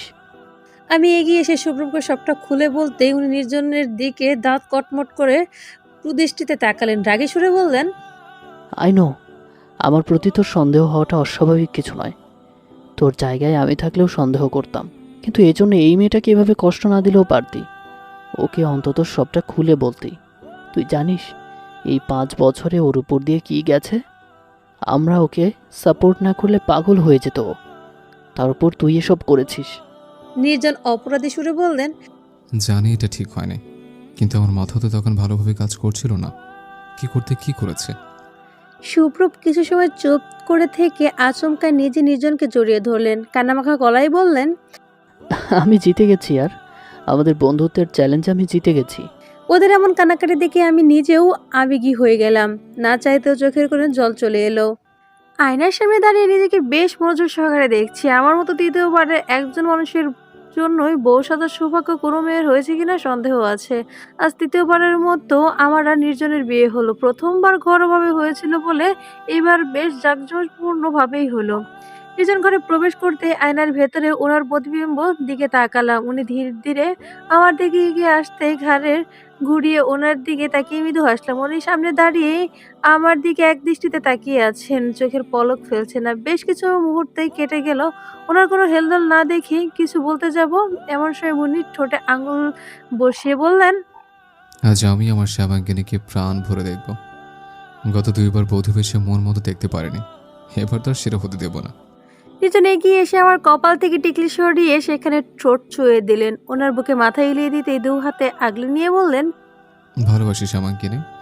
আমার সম্পূর্ণ অস্তিত্ব জুড়ে যে তুমি মিশে আছো। সে কৈশোরকাল থেকে তুমিময় আসক্তিতে চলেই গেছে আমি। আজীবন তোমাদের জড়িয়ে থাকতে চাই। চোখ দুটো ভরে এলো। এটাই তো আমার একমাত্র প্রত্যাশা ছিল। সারা জীবন এইটুকু প্রশান্তি আঁকড়ে ধরে বেঁচে থাকতে পারবো আমি। আর কিছুই চাই না, কিছুই না। নিজন আমার চোখ থেকে পানি মুছে দিতে দিতে বললেন, একটা সারপ্রাইজ আছে তোমার জন্য, চলো আমার সাথে। অসুখ দৃষ্টিতে তাকাতে উনি হেসে বললেন, হাত ধরে টেনে বারান্দায় এসে দাঁড় করালেন নির্জন। পেছন থেকে জড়িয়ে ধরে কানের কাছে ফিসফিস করে বললেন, সামনের বাগানের দিকে তাকাও আর চুপচাপ দেখো। সামনে নিজের দিকে তাকাতেই দেখলাম সুপ্রভ দাঁড়িয়ে আছে। দেখে মনে হচ্ছে কারোর জন্য ওয়েট করছে। লাইটিং এর ফকফকে আলোয় বাগানটা একদম পরিষ্কার। হঠাৎ সারাকে শুভ্রর দিকে এগিয়ে আসতে দিকে অবাক চোখে তাকালাম। দোতলা থেকে ওদের কথোপকথন অনেকটা স্পষ্ট শুনতে পাচ্ছি। সারা শুভ্রের সামনে দাঁড়িয়ে স্বাভাবিক কণ্ঠে বলল, এত রাতে আমাকে এখানে ডেকেছেন কেন, কি বলবেন? শুভ্র ইতস্তত করে বলল, আসলে আমি মানে বলছিলাম যে আমি আমি আমার ঘড়িটা নিতে এসেছিলাম। শুভ্রের কথা শুনে নির্জন আমার ঘাড়ে মুখ গুজে কিটকিটে হেসে দিল। আমি হাত দিয়ে মুখ চেপে হাসি থামালাম। সারা বিস্মিত চোখে তাকিয়ে বলল, মানে এত বছর পর আপনি আপনার সেই ঘড়ি ব্যাক করে নিতে চাইছেন? আপনি তো ওটা আমার বরকে গিফট করতে বলেছিলেন। শুভ্র সাথে সাথে বলে উঠল, আরে সেজন্যই তো দিতে বলেছি, ভবিষ্যতে তো সেটা আমাকেই পরাবে, তাহলে আজই পরিয়ে দাও। সারা থমকে গিয়ে তাকালো শুভ্রকে দিকে। এমন কিছু যে মোটেও আশা করেনি। অবিশ্বাস্য দৃষ্টিতে তাকে কাপা কাপা গলায় বলল, তার মানে আপনি বলতে চাইছেন আপনি... আর বলতে পারলো না, কণ্ঠ আটকে আসছে ওর। শুভ্র এগিয়ে গিয়ে ওর 2 গালে হাত রাখলো। সারা চোখের পানি টলমল করছে। পলক ফেলতেই পানি গড়িয়ে পড়লো। শুভ্র সেটা মুছে দিয়ে বলল, এত ভালোবাসো কেন? আর সেই ভালোবাসারই বা এত জোর কেন? তোমাকে হাজার দূরে ঠেলেও নিজেকে দূরে সরিয়ে রাখতে পারলাম না। তুমিময় আসক্তি আমাকে হারিয়েই দিল। সর্বহারা এই অন্ধকারাচ্ছন্ন জীবনে ভালোবাসার অনেক অভাব আমার। সেখানে এক চিলতে আলো হয়ে আবির্ভূত হবে কি? বেশি না, শুধু একটু ভালোবাসার জন্য তৃষার্ত ছিলাম আমি। হবে কি আমার বেঁচে থাকার একমাত্র অবলম্বন? সারা ঠোঁট বাঁকিয়ে কেঁদে দিতেই শুভ্রকে জড়িয়ে ধরলো। শুভ্র ওকে নিজের সাথে জড়িয়ে নিলেন। নির্জনের দিকে চোরু দৃষ্টিতে তাকিয়ে বললাম, তুমি এসবের পেছনে কলকাঠি নেড়েছো তাই না? নির্জন ঠোঁট প্রসারিত করে হেসে বলল, আমি কিছু করিনি, জাস্ট শুভ্রবের ভেতরে সুপ্ত অনুভূতিটাকে জাগিয়ে দিয়েছে, দ্যাটস ইট। যদিও শুভ্র তোমাকে ভালোবাসতো, এখনো হয়তো বাসে, কিন্তু দ্বিতীয় ভালোবাসা তো মানুষের জীবন আসতেই পারে। মাথা নাড়িয়ে হেসে বললাম, তুমি পারোও বটে, সব দিকেই নজর থাকে তোমার। নির্জন হেসে দিলেন আমার কথায়। 8 বছর পর ওই বেশ মনোযোগ সহকারে হাতে থাকা রুবিক্স কিউবটা নিয়ে মস্তি করছে, কিন্তু কিছুতেই সেটা মেলাতে পারছে না। কালে হাত দিয়ে বসে বসে ওর কাণ্ড দেখছি। এমন সময় শুভ্র আর সারাকে নিয়ে নির্জন এখানে প্রবেশ করলো। আমি ইনভাইট করেছিলাম ওদের। ওই ঠোঁট উল্টিয়ে বলল, আহির মুখে এমন কথা শুনে আমরা যেন আকাশ থেকে পড়লাম। অবাক চোখ নির্জনের দিকে তাকাতেই দেখলাম উনি বিস্মিত চোখে তাকিয়ে আছেন। সারা আর শুভ্র এর একই অবস্থা। আরোহী জুয়াহের আহি আমার আর নির্জনের একমাত্র মেয়ে, 4 বছর বয়স। আরিশ শাহরিয়ার সারা আর শুভ্রবের একমাত্র ছেলে, বয়স 7 বছর প্রায়। আমাদের বিয়ের 2 মাস পরে সারা আর শুভ্র বিয়ে হয়। আদৃশ্য আহির 3 বছর আগে জন্মগ্রহণ করেন। অবাকতা কাটিয়ে নির্জনের দিকে রাগের দৃষ্টিতে তাকালাম। উনি অসহায় দৃষ্টি তাকিয়ে বললেন, আমি ওইকে কিছু বলিনি, আমার কোনো দোষ নেই। শুভ্র নির্জনের এক হাত জড়িয়ে ধরে বললেন, আরে ইয়ার, তোর কিছু বলার জন্য ওয়েট করছে নাকি ওরা? এটুকু বুঝতে পারছিস না? দে are made for each other. এই জন্যই তো তোদের কার্বন কপির মতো ডায়লগ বলছে। নির্জন শুভ্রবের সাথে হাই ফাইভ করে বললেন, যাক, ফাইনালি বন্ধুত্ব বেয়ার সম্পর্ক পর্যন্ত গড়াবে, তাই না বেয়াই? শুভ্রব সায় জানিয়ে বললেন, জি হ্যাঁ বেআই। সারাদিন সবাই মিলে অনেক আনন্দ উল্লাস করেই কাটালাম। রাতে আহে ঘুমিয়ে যেতেই নির্জন আমাকে টেনে ছাদে নিয়ে গেল। পূর্ণিমার রাতের চাঁদ তার সম্পূর্ণ আলো ঢেকে দিয়েছে। ছাদের রেলিং ধরে দাঁড়াতে নির্জন পাশে এসে দাঁড়িয়ে বললেন, তুমি সুন্দর তাই চেয়ে থাকি প্রিয়, সে কি মোর অপরাধ? চাঁদের হেডিয়া কাঁধে চকরণী, বলে না তো কিছু চাঁদ। নীরবে হালকা হাসলাম। কিছু মুহূর্তে কথা বলার যে অনুভব করাটা বেশি জরুরি। নিস্তব্ধতায় তখন অনেক কথাই জানিয়ে দেয় যা মুখে বলা যায় না কখনো। সমাপ্ত।